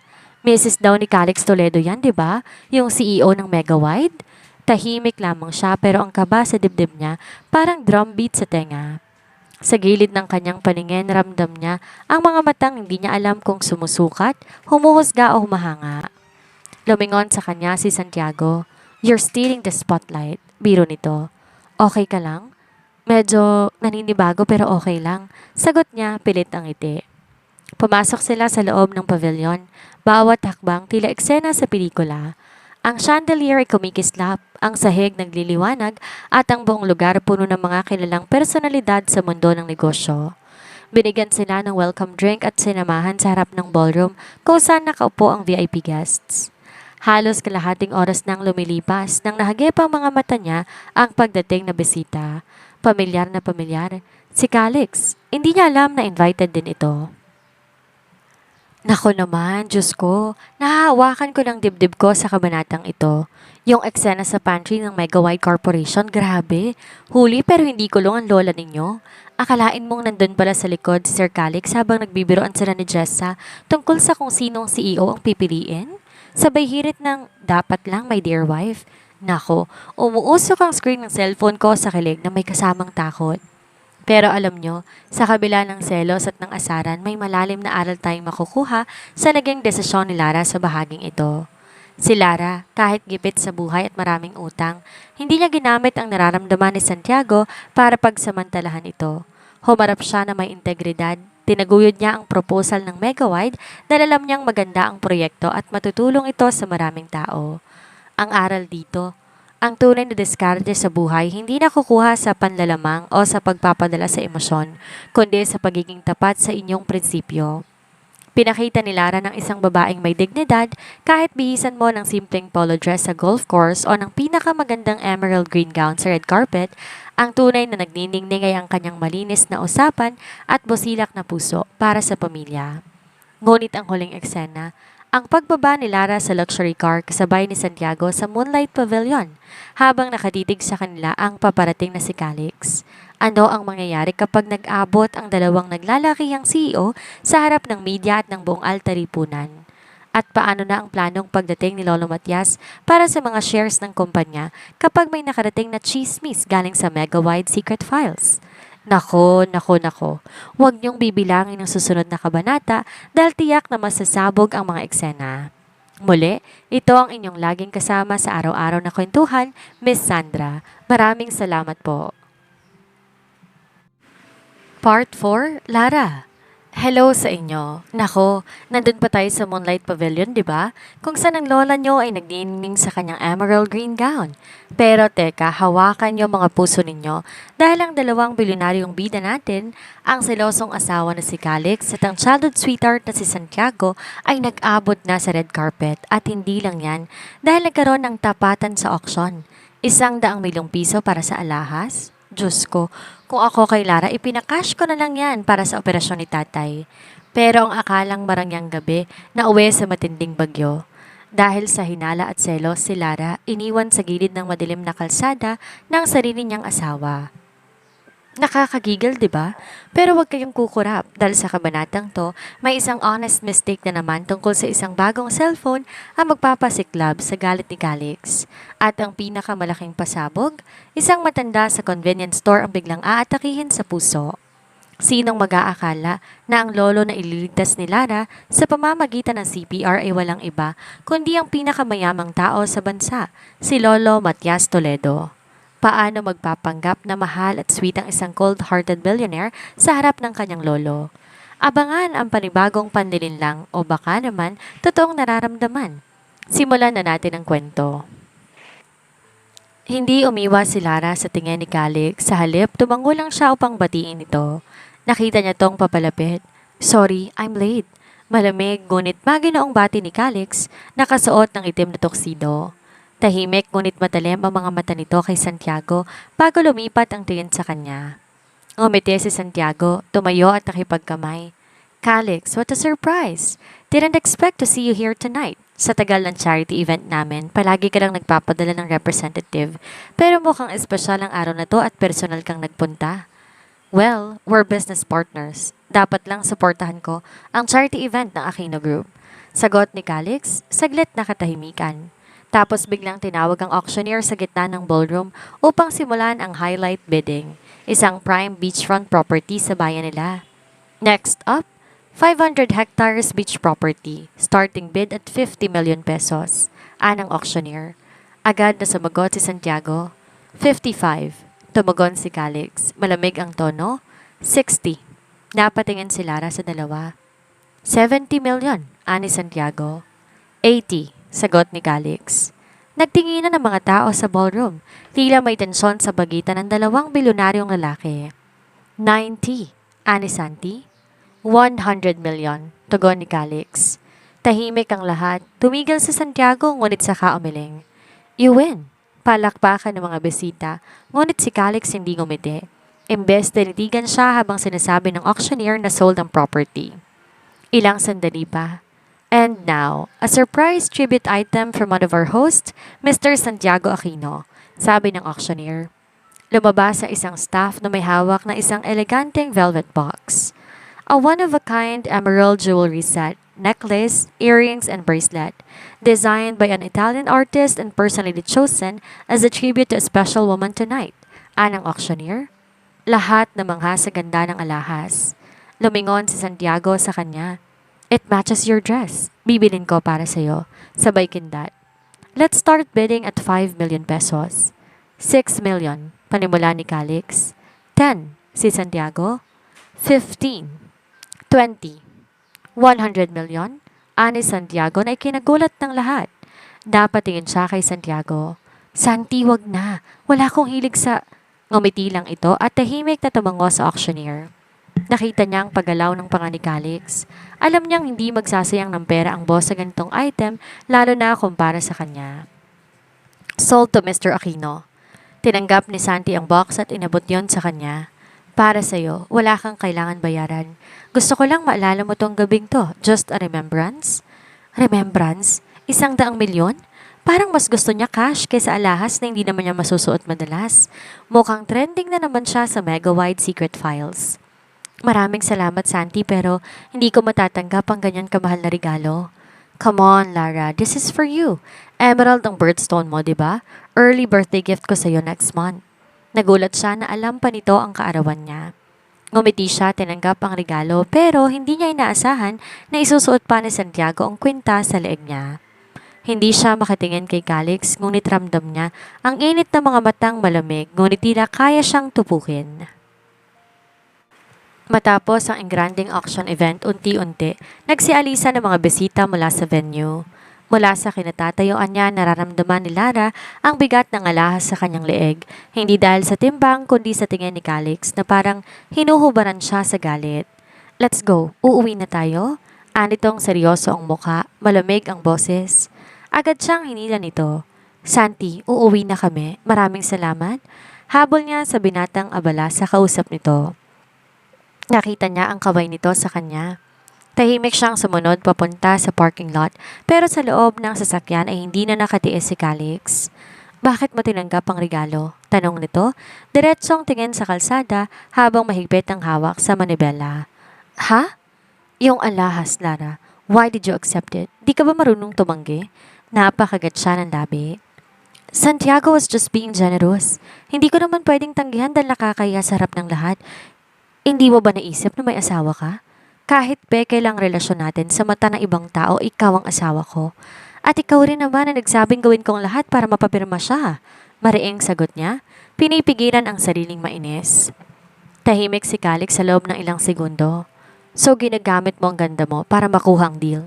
Tuwang-tuwa ka sa atensyong binibigay ng mokong na yon. Tanong nito, punong-puno ng belta. Napatingin siya sa binata, hurt flashing in her eyes.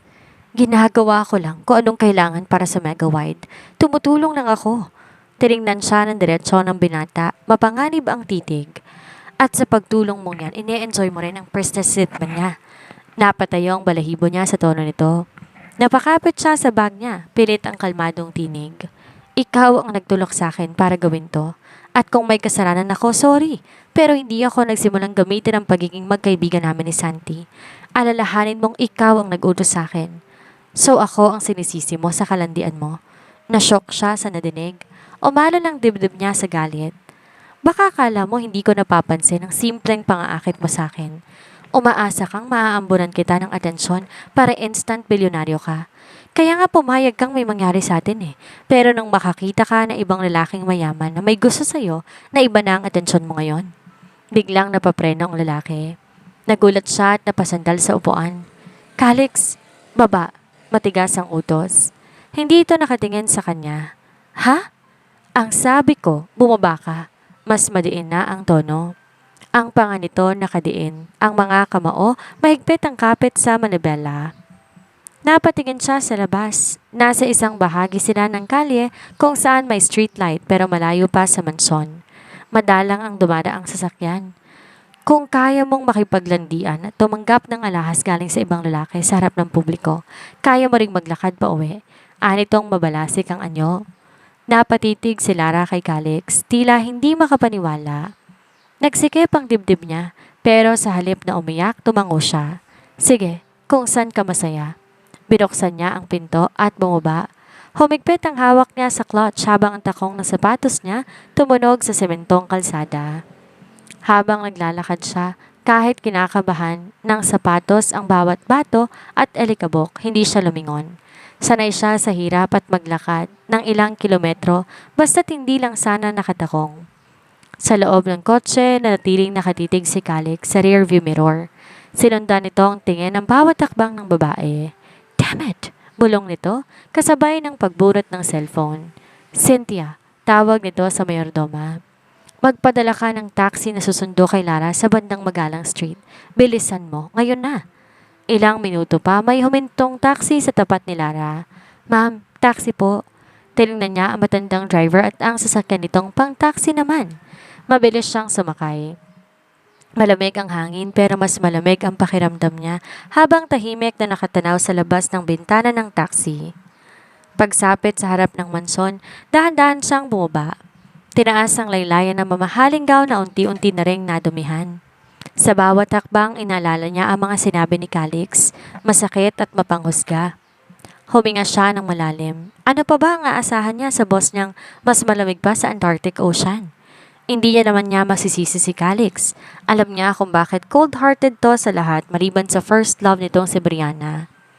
Bata pa lang, iniwan na sila ng amang si Don Ricardo at sumama sa mistress nito kahit sila ng legal na pamilya. Hindi si Calix ang dapat maging CEO ng Mega White Corporation, kundi sa utos ni Lolo Matias. Palaging pinapaboran ni Don Ricardo si Casper, ang stepbrother nito, kaya naman alam niya gusto ni Calix ma-impress ang ama. Kaya naman inuuna niya ang amo. Eto na naman siya, binibigyang dahilan na masamang trato ni Calix sa kanya. Wala siyang inaksayang luha dahil alam niya wala siyang karapatan. Kasama sa trabaho niyang magtiis, hindi bilang personal assistant ngayon, kundi bilang asawa sa kontrata. Pagsara ng pinto ng guest room, humiga na siya kahit pa hindi pa nagpapalit ng damit. Maagang dumating si Lara sa opisina, kinabukasan. Bitbit pa rin ang bigat ng nangyari kagabi. Pero kagaya ng nakagawian, sinusuot niya ang maskara ng pagiging profesional at kalmadong assistant. Tahimik siyang nagtrabaho, nagre-review ng files, nag-aayos ng presentation at tinitiyak na wala nang kakailanganin pa ang boss. Nang dumating si Calix, hindi man lang siya tiningnan. Diretso to sa loob ng opisina, tikom ang bibig at baka sa muka ang di pa rin natatapos na init ng ulo. Kahit hindi to nagsalita, alam niya galit pa rin to sa kanya. Lara, ayusin mo tong mga documents na to para sa board presentation mamaya. Malamig at tuwirang utos ni Calix mula sa loob. Yes sir, mahinahon ang tugon niya. Ilang minuto pa lang ang lumipas, dumating ang isang delivery boy. Bitbit ng isang maliit, ngunit halatang mamahaling kahon. Ma'am Lara Mina Mangera, may delivery po kayo. Nagulat siya, hindi niya inaasahan to. Tinanggap niya ang kahon at binuksan, isang bagong modelo ng cellphone na mamahalin. Napangiti siya sa peace offering ng boss, hindi na siya galit. Sa wakas, mapapalitan na rin ang lumang cellphone niyang matagal i-charge at madaling malobat. Agad siyang tumayo, kinuha ang box at ang card at kumatok sa opisina ng kanyang boss. Sumungaw siya sa pinto at nagsalita. Sir Calix, thank you pala dito, ha? Sabay taas ng box, may matamis na ngiti sa labi. Tumigil sa pagsusulat si Calix. Dahan-dahan umangat ang tingin nito, malamig at matalim. Anong sinasabi mo? Bakit ka nagpapasalamat? Napahinto siya.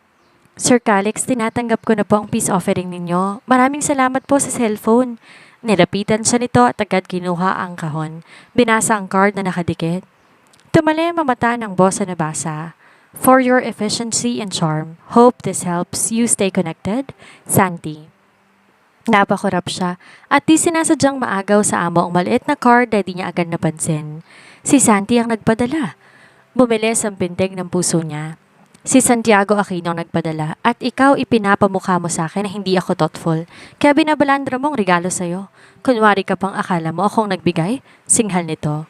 Hala, akala ko po kayong nagpadala. Honest mistake lang po. So nagpapadala siya ng mamahaling regalo sa'yo ngayon at di ka man lang nagdadalawang isip na tanggapin? Anong kapalit niyan? Sir, hindi ko po talaga alam na Tanggapin mo kung gusto mo, wala akong pakialam. Pero sa sandaling magkaroon kayo ng chismis, malilintikan ka sa akin, mawawalan ka ng trabaho, sabay abot muli ng kahon sa kanya. Marieng tila isinaksak ang tiyan niya. At kung gusto mong sa kanya na magtrabaho, go ahead. Hindi kita pipigilan. Natigilan siya. Nasasaktan siya pero pilit niyang tinatago. Ginagawa ko lamang pong utos ninyo. Di ba kayong nagsabi na kaibigan ko si Santiago para sa deal na gusto ninyo? Hindi ko sinabi na ibenta mong sarili mo. Nakapirma na ba siya? Ha? Kaya tigilan mo na ang pagkakadikit mo sa kanya. Sir Calix, nakakahiya naman po na bigla ko na lang iiwan porque nakuha ko ng pirma niya. That is how the world works. In case hindi mo alam. Importante ka lang kapag may mapapalak ang tao sa'yo. Tumingin siya. Kinagat ang labi at barahang naglakad papalabas ng opisina. Wait, habol nito? Nakalimot ka na naman. Puro ka po at sir. Alisin mo na yan. Pagdating na si Lolo Matias bukas, kailangan na makita niya ang maganda nating pagsasama. Inalisan niya ng mana ang daddy ko dahil sinira nito ang pamilya. Gusto ni Lolo ng buo at masayang pamilya. Kailangan sa akin mapunta ang pinakamalaking shares na hawak niya. Marahan siyang tumango, cold-hearted na, baka sarili pa. Naiiling na lamang siya. Wagayway ang red flag pero hindi niya mapigil ang mas lumalalim na pagtingin para sa boss. Galing si Lara sa opisina nang mapadaan siya sa isang convenience store. Pumasok siya para bumili ng pasalubong para sa amang nasa ospital. Habang pumipili ng tinapay, napansin niya ang isang matandang lalaki na nakasuot ng hospital gown at tila naguguluhan habang namimili sa snack section. May dala itong juice, sandwich at ilang gamot. Paglapit sa counter, tila biglang nataranta ang matanda habang kinapa ang bulsa. Nako anak, mukhang naiwan ko ang wallet ko sa ospital. Naku lolo, lumang style na yan. Ibalik niyo mga kinuha niyo kung wala kayong pera, anang staff. Narinig niya yon habang binabayaran ang sarili niyang binili. Napatingin siya sa matanda at nakita ang pamumutla nito. Walang problema po lolo, ako na pong magbabayad. Ngumiti siya at inabot ang bayad para sa binili ng matanda. Maraming salamat iha, babayaran kita agad. Ngunit bago pa man niya maabot ang resibo, bigla na lang napahawak sa dibdib ang matanda. Napaluhod ito at nanginig. Lolo, anong nangyayari? Ani niyang nahintakutan. Walang sagot. Halos mapatili siya sa gulat. Tulong! Tumawag kayo ng ambulansya? Sigaw niya sa cashier habang inaalalay ng matanda sa sahig. Nawawala na ng kulay ang labi nito. Na makita niyang hindi na to humihinga, agad niyang sinagawa ang CPR na natuturan niya sa isang volunteer training ng kumpanya. Pinatong niya ang palad sa dibdib ng matanda at paulit-ulit piniga ang hangin papunta sa baga nito. Laban lang lolo, wag po kayong susuko. Makalipas ang ilang minuto, dumating ang ambulansya. Tumigil siya na lumapit ang paramedic. Ma'am, may pulso na ulit ang pasyente, anang nurse at saka lamang siya nakahinga ng maluwag. Napaupo siya sa gilid at nanginginig ang kamay. Sumama siya sa ospital dahil walang kasama ang matanda. Ilang oras ang lumipas na magising ito na agad niyang nilapitan. Lolo, kamusta po kayo? Salamat iha. Kung di dahil sa'yo baka wala na ako. Mahina nitong sabi. Walang anuman po. Kailangan po nating tawagan ng pamilya ninyo. May kamag-anak po ba kayong po pwedeng kontakin? Tahimik na tumango ang matanda at pilit inaabot ang wallet na nasa mesa. Nakita niyang may nilabas tong business card at binigay sa kanya. Pamilyar siya sa malit na papel. Contact details ito ni Calix. Napatingin siya sa matanda. Sure po kayo sa business card na binigay ninyo? Oo, may number yan ng apo ko. Calix Toledo. Namilog ang mga mata niya. Halos mabitawan niya ang business card. Ngumiti ang matanda. Ako si Matias Toledo. Ikaw iha. Anong pangalan mo? Taga saan ka? Halos hindi siya makapaniwala. Sa 5 taon niyang pagtatrabaho sa Megawide bilang sekretary ni Calix, ni minsan di niya nakita si Lolo Matias. Lagi lang niyang naririnig sa ibang tao na retired na ito at nasa ibang bansa. Ang matandang nasa harap niya ang pinakamayamang tao sa bansa. Lara po ang pangalan ko at wag po kayong magugulat. Asawa po ako ni Calix, ang CEO ng Megawide Corporation. Nagliwanag ang mukha ng matanda. Napalakas ang boses sa tuwa. Talaga? Akala ko yung modelong papakasalan niya. Aba, ang ganda-ganda mo, iha. Mas maganda ka pa dun sa isa. Pasensya ka na't hindi ako nakadalo sa kasal. Na-ospital ako pero nilihim ko sa kanilang lahat. Hindi pa man siya nakaka-react, biglang bumukas ang pinto ng hospital room. Lolo, bungad ni Calix. Agad na lumapit ang binata, bakas ang pag-aalala sa mukha. Ngunit ang ngiti ni Lolo Matias ang sumalubong dito. Apo, nakilala ko ang asawa mo. Alam mo bang siyang nagligtas sa akin? Nanlaki ang mata ni Calix. Agad na napatingin sa kanya na umiwas ng tingin. Lolo, napakamot to sa batok.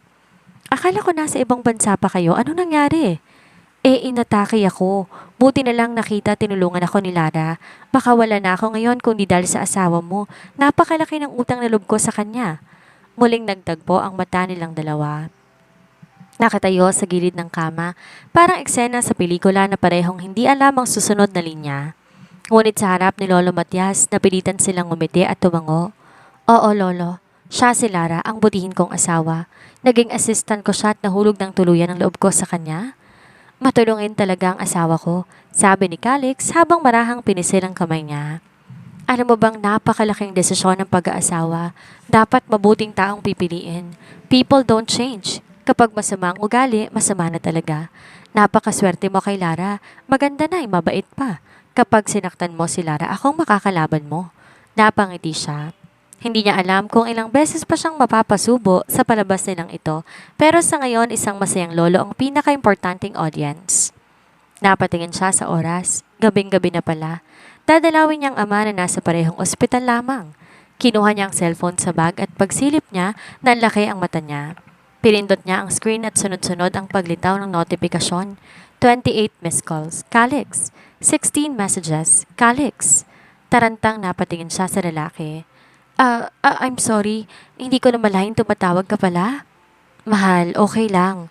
Nag-arala lang ako kasi wala ka pa. Gabi na. Di ko naman alam na tinulungan mo pala si Lolo. Mahal? Yun na bang tawagan nila? I'm really sorry, hindi ko sinasadya. Nawala sa loob kong naghihintay ka. Butit okay na si Lolo Matias. Next time, mahal, kahit busy ka, kahit abala ka sa pagligtas ng mundo, please magparamdam ka.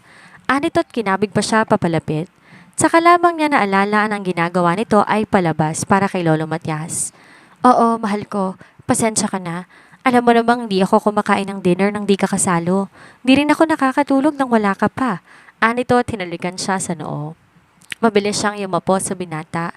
Tumama siya sa kilikilin tong super bango. Siriksik niyang lalo ang sarili. Napaka-sweet ninyo. Parang kami ng yumaong Lola Lucinda mo. Anang matanda na teary-eyed pa. Iba talaga si Calix. Gagawin ang lahat para sa kumpanya. Nais itong makuha ang malaking shares ng matanda. Diyos ko naman, narinig niyo ba yon? Isang nakakabinging mahal mula sa labi ng ating supladong bilyonaryo. May pakis pa sa noo at payakap na siniksik sa mabangong kilikili. Nako si Calix, daig pang nanalo sa loto kung umasta sa harap ni Lolo Matias. Pero ang tanong ng bayan, hanggang kailan kakayanin ni Lara na maging asawa sa palabas lang kung ang puso niya unti-unti nang nahuhulog sa lalaking kayang magbago ng timpla ng mood sa isang kurap lang. Ngunit bago natin silipin ang susunod na kabanata, mag-isip muna tayo sa napakagandang aral na iniwan sa atin ng bahaging to ng kwento. Nakita niyo naman ang nangyari sa convenience store, di ba? Si Lara, kahit punong-puno ng sariling problema, mabigat ang dibdib mula sa pag-aaway nila ni Calix at nag-aalala sa sariling ama. Di nagdalawang isip tumulong sa isang matandang estranghero. Binayaran ng binili at higit sa lahat nag-CPR para magdugtong ng buhay. Ang aral dito ang kabutihan ng isang universal na pera. Kapag nagtanim ka ng kabutihan ng walang hinihintay na kapalit, ang tadhana mismo ang gagawa ng paraan para ibalik to sa'yo sa tamang panahon. Hindi alam ni Lara na ang tinulungan niya ay ang susi sa kabalaran ng Mega Wide. Ngunit dahil busilak ang kanyang puso, ang tadhana mismo ang nagtanggol sa kanya laban sa lupit ng trato ni Calix. Sabi nga ni Lolo Matias, kapag masama ang ugali, masama na talaga. Kaya naman piliin nating maging mabuti dahil ang tunay na ganda hindi nakikita sa mamahaling alahas o cellphone kundi sa pusong handang magligtas ng kapwa. Ngunit nako, ano kayang gagawin ni Calix kapag nalaman ni Lolo Matias ang totoong kontrata ng kasal nila? At paano na si Santiago na nagpadala pa naman ng mamahaling cellphone ngayong binalot na ni Calix si Lara ng salitang mahal sa harap ng kanyang pamilya? Huwag papalagpasin ang susunod nating kabanata. Part 5, Lara. Magandang araw. Nako, kamusta ang puso ninyo matapos sa nakarang episode? Ako kasi parang sasabog ng dibdib sa halo-halong emosyon para kay Lara. Isipin ninyo, sa gitna ng matinding kaba para sa operasyon ng kanyang tatay, biglang pumasok sa eksena ang mapaglarong tadhana at si Calix. Yung akala mong transaksyon lang ang lahat, bakit parang unti-unti nang lumalampas sa kontrata? Ang matindi pa rito mga kasama, mukhang hindi lang si Santiago ang kailangan bantayan ng ating supladong CEO dahil mismong ang sarili niyang pamilya gumagawa na ng hakbang para paghiwalayin sila. May alok na 50 milyong piso. Kakayanin kaya ni Lara na manindigan dahil sa kanyang lihim na pag-ibig o bibigay siya sa bigat ng mundo? At teka, yung trending na buhat-buhat scene sa opisina, ay nako, kapit lang kayo dahil mas lalo pa magiging mainit at kapanapanabik ang mga susunod na tagpo. Ano nga ba ang totoong nararamdaman ni Calix?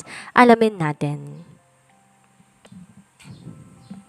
Matapos magpaalam kay Lolo Matias, lumabas ng silid si Lara at Calix, magkaakbay pa. Mukhang magaan ang pakiramdam ng amo, tila napawi ang bigat ng mga nagdaang araw. Nang maisara ang pinto, biglang humarap ito sa kanya. You are something else, Lara. Napakagaling mong mambola.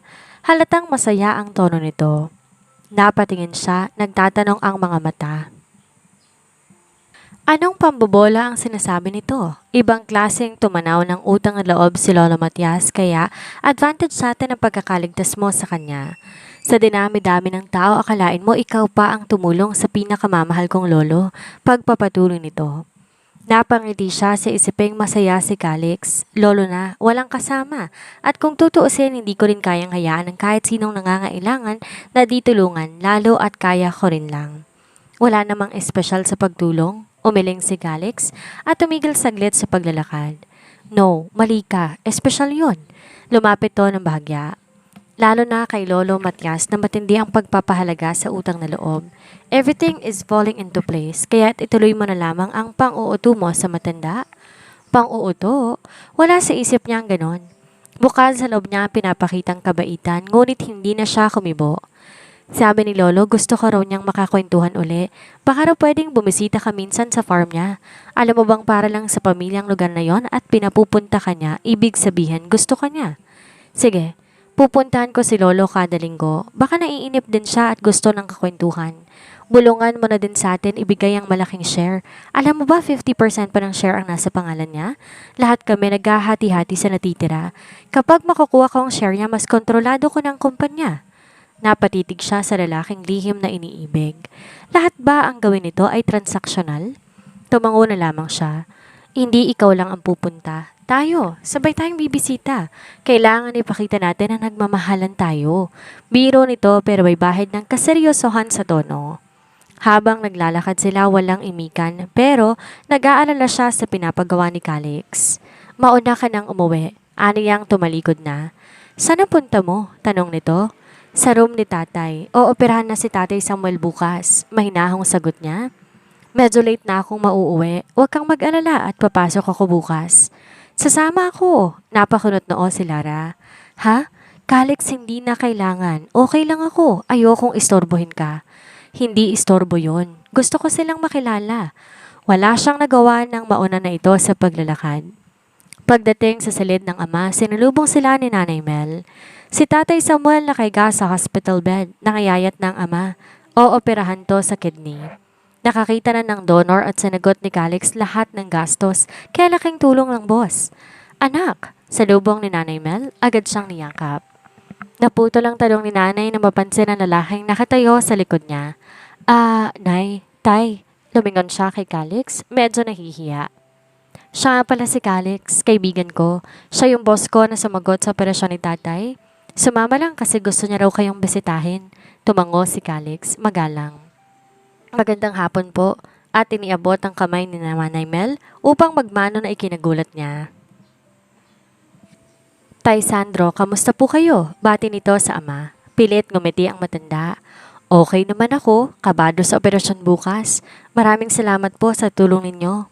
Hinayaan niyang mag-usap ang dalawa.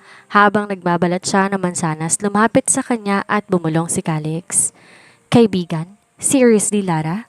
Di siya makatingin ng diretsyo sa amo. Hindi nila kailangan malaman. Di rin naman totoo. Ilang buwan na lang tapos na. Malulungkot sila kapag nalaman nilang ginawa ko. Mahirap pang magpaliwanag. Tahimik sandali si Calix. Maya-maya nagsalita ito. O baka kasi si Santiago talagang gusto mong ipakilala kaya ako kaibigan lang. Nag-angat siya ng tingin. Kilala na ng mga magulang ko si Santiago noon pa. Palagi kaming sabay pumasok at sabay umuwi noon. Napansin niya ang pag-igting ng panga ng binata. Dumating ang doktor at nurse ng ospital na may dalang gamot para kay Tatay Samuel. Kilala ng mga to si Calix at binili na bigyan ng magandang serbisyong ama. Ang bait ng boss mo anak, sabat ni Nanay Mel. Bago pa man siya makasagot na unahan na siya ni Calix. Actually po, kami na po ni Lara. Anitong inakbayan siya. Natigilan siya. Napalingon siya kay Calix. Nanlaki ang kanyang mga mata. Calix? Mahinang bulong niya. Puno ng babala ang tono. Ngunit ngumiti lang to at mahigpit na hinawakan ng kamay niya at iniharap siya sa kanyang mga magulang. Matagal ko na pong gustong sabihin na bumisita sa inyo para formal na magpakilala.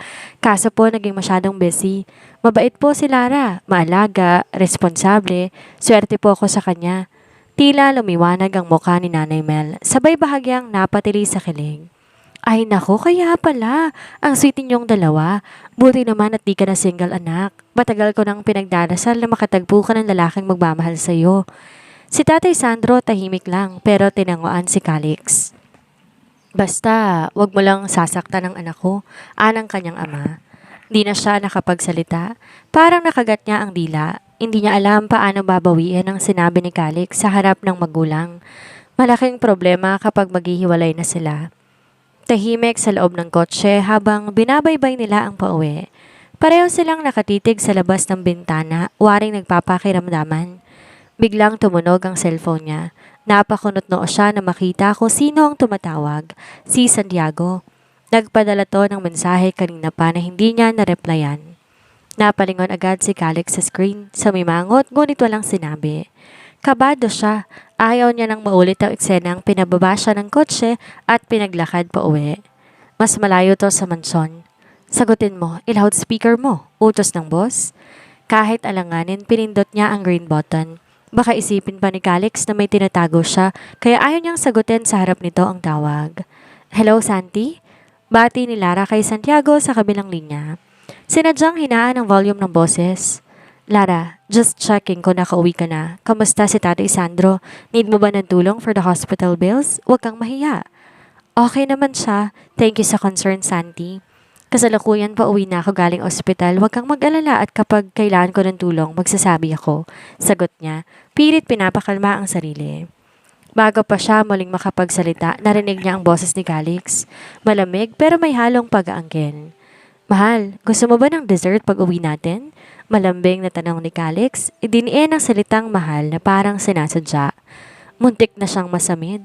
Napatingin siya sa katabi pero ngumiti lang to at kunway walang mali siya habang tinuon muli ang mata sa daan. Sa kabilang linya, ilang segundong lumipas bago muling nagsalita si Santiago. Kasama mo pala ang boss mo ngayon. Wrong timing yata ang tawag ko. Mahal, I wanna play with you here inside the car. Anas ito sa tenga niya sabay kuha sa cellphone at pinutol ang tawag. Nagtayuan lahat ng balahibo sa katawan niya. Lintik. Pati puso niya umalon sa nadinig. Bakit namumula ang mukha mo? Pati puso mo dinig ko ng lakas ng tibok. Feeling mo naman totoong I wanna play with you. Sinabi ko lang yun para inise na manliligaw mo at ilagay siya sa dapat niyang kalagyan. Makapal ang mukha. May asawa ka na nandiligaw pa. Anitong nakangiti na nakakaloko. Nawalan siya ng kibo. Napaglaruan na naman ang damdamin niya. Pilit siyang umiwas ng tingin. Lunch break na sa Megawide Corporation. Lahat papunta sa kantin na may libreng pagkain at inumin para sa mga empleyado. Ang iba naman nagtungo sa mga kwartong tila hotel kung saan po pwedeng magpatulog at magpahinga. May recreational area din.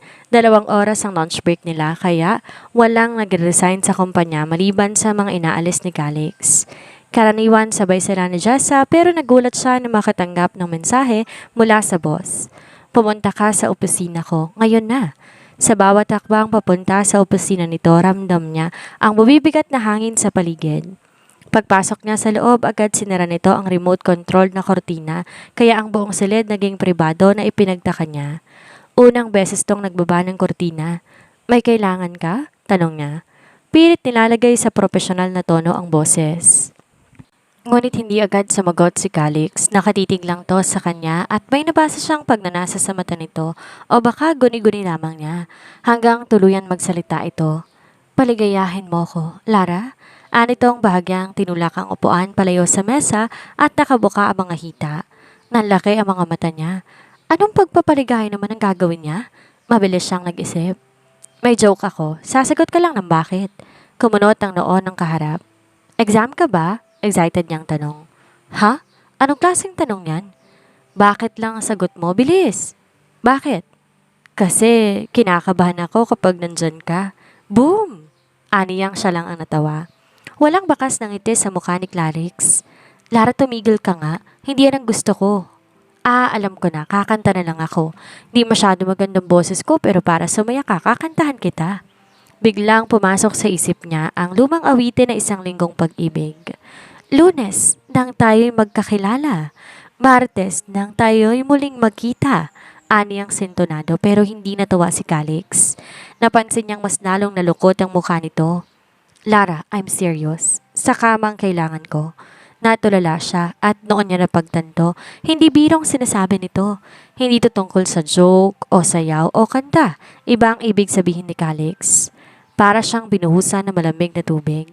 Napalayo siya ng bahagya. Nagtamang kanilang mga mata. Bakit ganyan ang itsura mo? You are not virgin anymore. May nangyari na sa atin. Kasama ng kontratang pinanamahan mo na ibinigay mo ang pangangailangan sexual ko? Anong gusto mong gawin ko? May nahon niyang sambit, pilit pinapakalma ang sarili. Paligayahin mo ko. Diretsyong sabi nito sabay alis ng sinturon. Nawala ng kulay ang mukha niya. Anong ibig mong sabihin? Subukan mo to. Anitong binubuksan ang botones ng pantalon. Napahakbang siya paatras. Hindi ko po alam paano. Aniya na hindi mabigkas ang salita. Madali lang, baka magkasugat ka pa. Huminga na malalim ang binata. That's your assignment. Dapat hindi ka lang magaling na assistant. Dapat magaling ka rin sa kama. Sige, pag-aaralan ko. Fast learner ako. Aniyang nagmamadaling lumakad palabas ng opisina ni Calix. Sa halip kumain ng lunch, bumalik siya sa cubicle. Luminga muna sa paligid. Nang masigurong walang tao, nag-type sa Google. Paano sumubo ng ari ng lalaki? Nagulat siya sa dami ng resulta. Blowjob pala sa English ang tawag. Kalahating oras na siyang nagbabasa at parang di niya ma-imagine sa aktwal. Kaya video ang hinanap niya hanggang mapunta siya sa isang ex-site. Nanlalaki ang mga mata niya. Natuyuan ng laway ang kanyang lalamunan sa mainit na eksenang nasaksihan. Siniguradong nakamute bago i-click ang isang video. Huli na mapansin niyang may tao pala sa kanyang likuran. Very good. Ang bilis mo talagang umaksyon. Bulong ni Calix sa tenga niya. Tuminapo ng cellphone sa kanyang kamay. Nanigas siya na mapalingon at tumama ang labi sa pisngi ng boss. Tara, tingnan ko kung kaya mo nang gawin. Anito at nalanghap niya mabangong hininga. Di na siya nakapagpigil at dinikit ang labi niya sa bibig ng boss. Di naman siya napahiya dahil iniharap ni Calix ang upuan niya, saka siya kiniyumos ng halik. Sarap humalik ng CEO. Napakapit ang kamay niya sa leeg nito. Tinayo siya nito at kinarga pa upo sa mesa. Sakim ang pag-angkin nito sa kanyang labi. Nang biglang tumunog ang bell, hudyat na tapos na ang break, agad silang naghiwalay at patay mali siya. Isa-isa nang nagbalikan ng mga empleyado sa kanilang mga pwesto. Dali-daling naglakad palayo si Lara kay Calix nang mapansin niya ang mga mata ng ibang empleyado na nakatingin sa kanila. Pumasok siya sa elevator, kaso nakasabay niya si Don Ricardo Toledo at si Casper, ang ama at stepbrother ni Calix. Formal at makapangyarihan ang tindig ni Casper na para bang hawak nito ang buong korporasyon sa palad. Tila hindi siya makahinga sa loob ng elevator. Lara, samahan mo kami. May gustong sabihin si Papa, ani Casper. Kumabog ang kanyang dibdib dahil sa tagal niya sa kumpanya, ngayon lang siya kinausap ng mag-ama. Umupo si Don Ricardo sa leather chair, sinendasan siyang maupo. Diretsahan tayo, iha. Panimula ng Don, kalmado ngunit may bigat ang boses. Alam kong substitute bride ka lang ni Calix. Napapitlag siya ngunit di nagsalita. Nanatili siyang nakikinig. Hindi kayo bagay ni Calix. Nakakasira ka sa reputasyon niya. Humugot to ng tseke mula sa drawer at marahang sinulat ang halaga. 10 million pesos, kapalit ng hiwalayan. Walang tanong-tanong, lumayo ka sa kanya. Pag-isipan mo, kahit mag-retire ka dito sa kumpanya, hindi mo kikitain ng perang yan. Napatingin siya sa tseke, 5-0. Napakahalaging halaga. Pasensya na po, Don Ricardo, pero hindi ko po maiiwan si Calix. Aniyang matatag ang tono. Tumikim si Casper ngunit pinigilan ng Don ang anak. Saglit tong nag-isip at saka mo rin nagsulat sa bagong tseke. Tinulak to sa kanyang harapan. 50 million. Enough ba yan para kumalas ka sa papel na ginagampanan mo? Nagulat siya. 50 million pesos. Bakit siya babayaran ng ganun kalaki? Anong binabalak ng mag-ama? Kahit anong halaga pa yan, Don Ricardo, hindi ko po kayang talikuran ng boss ko dahil lang sa pera. Napatingin si Don Ricardo sa kanya, parang sinusukat ang kanyang kalooban. Umaasa ka bang tototohan ka ni Calix? Sabi ni Casper. Asawa po niya ako. Dapat lang po na siyang piliin ko. Matigas niyang sabi. Sige, tignan natin kung hanggang kailan mo kayang panindigan yan. Makakaalis ka na. Matalim ang tingin sabi ni Don Ricardo. Pagkababa mula sa itaas, tila tuliro pa siya. Nagsalubong ang kanyang kilay habang papalapit sa cubicle. Di niya na halos maaninag ang daan. Tila pinagsamang pagod ng buong linggo, emosyonal na tensyon at ang bigat ng pakikipag-usap kay Don Ricardo. Umupo siya sa kanyang upuan, binuksan ang laptop, ngunit nanlalabo ang paningin. Sinandal niya sandali ang ulo sa braso sa ibabaw ng desk. Di niya namalayan lumalalim ng kanyang paghinga at tuluyan na siyang nakatulog. Nagbulungan ang mga staff sa paligid nang mapansing tulog siya. Isa-isang sumilip, sumulyap, nagkibit balikat, iba-ibang reaksyon. Grabe, natulog talaga siya sa mesa. Di ba niya alam na bawal matulog sa oras ng trabaho? Nakakahiya yan, baka masisante. For sure, may mamamemohan yan kahit asawa ang CEO. Ang tapang niyang matulog. Pero kawawa rin, parang di na natutulog si Lara. Hanggang sa mayabag na papalapit, si Calix. Biglang natahimik ang paligid. Naglakad daw papalapit, mabigat ang bawat hakbang. Umalingaw-ngaw ang lagitik ng mamahaling sapatos sa tiles. Napansin na nga nito na natutulog si Lara.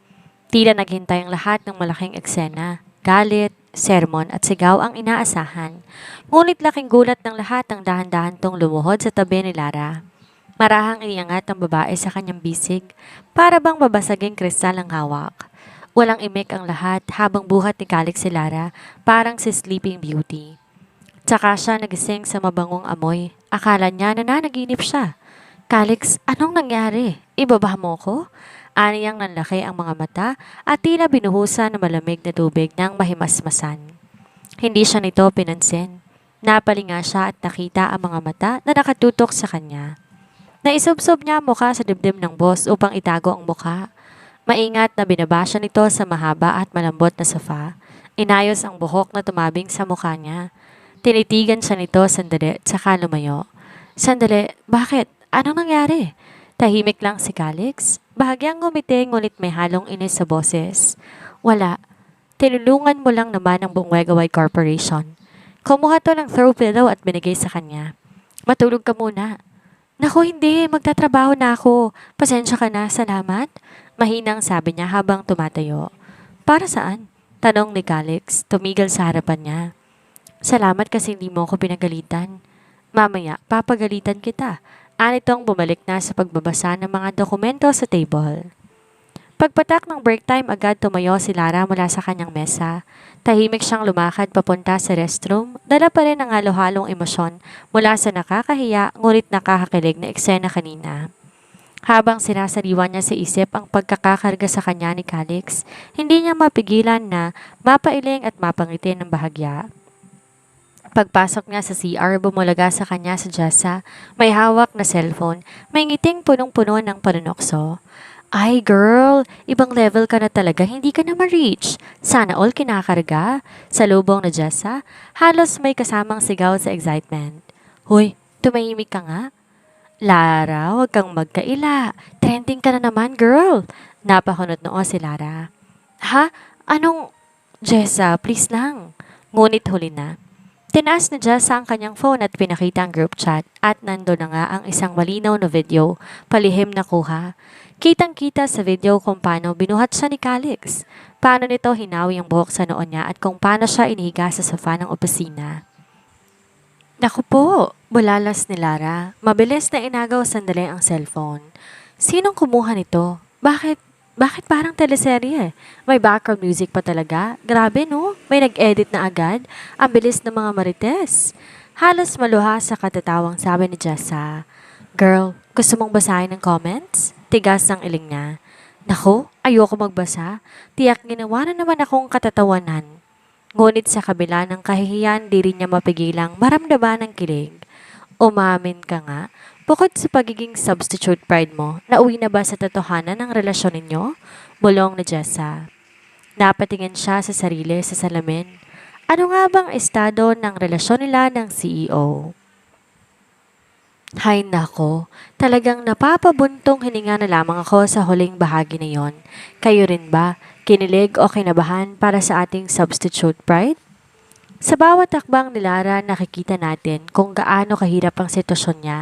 Pero alam nyo, kung may isang mahalagang aral tayong mapupulot sa episode na ito, yon ay ang katotohanan na ang tunay na pagmamahal at katapatan ay hindi kailanman matutumbasan ng pera. Nakita natin kung paano tinanggihan ni Lara ang 50 milyong piso mula sa ama ni Calix. Sa mundong madalas transaksyon na lang lahat, napakahirap magtagpo na isang pusong handang manindigan dahil lang sa tapat na nararamdaman. Kaya naman si Calix, kahit pilit nagmamatigas, unti-unti na rin natutunaw ang yelo sa puso dahil sa kabutihan ni Lara. Sana sa totoong buhay matuto rin tayong magpahalaga sa mga taong dapat sa atin, higit sa anumang material na bagay sa mundo. Maraming salamat sa inyong walang sawang pakikinig at pagsubaybay sa bawat kabanata ng ating kwento. Ito muli ang inyong lingkod, si Miss Sandra, na nagpapaalala sa inyo na ang pag-ibig hindi laging madali, pero palagi itong katumbas ng bawat laban. Huwag niyong kalimutang i-like, mag-comment ng inyong mga reaksyon at mag-subscribe para hindi niyo ma-miss ang susunod na mas matitinding tagpo. Hanggang sa muli, paalam!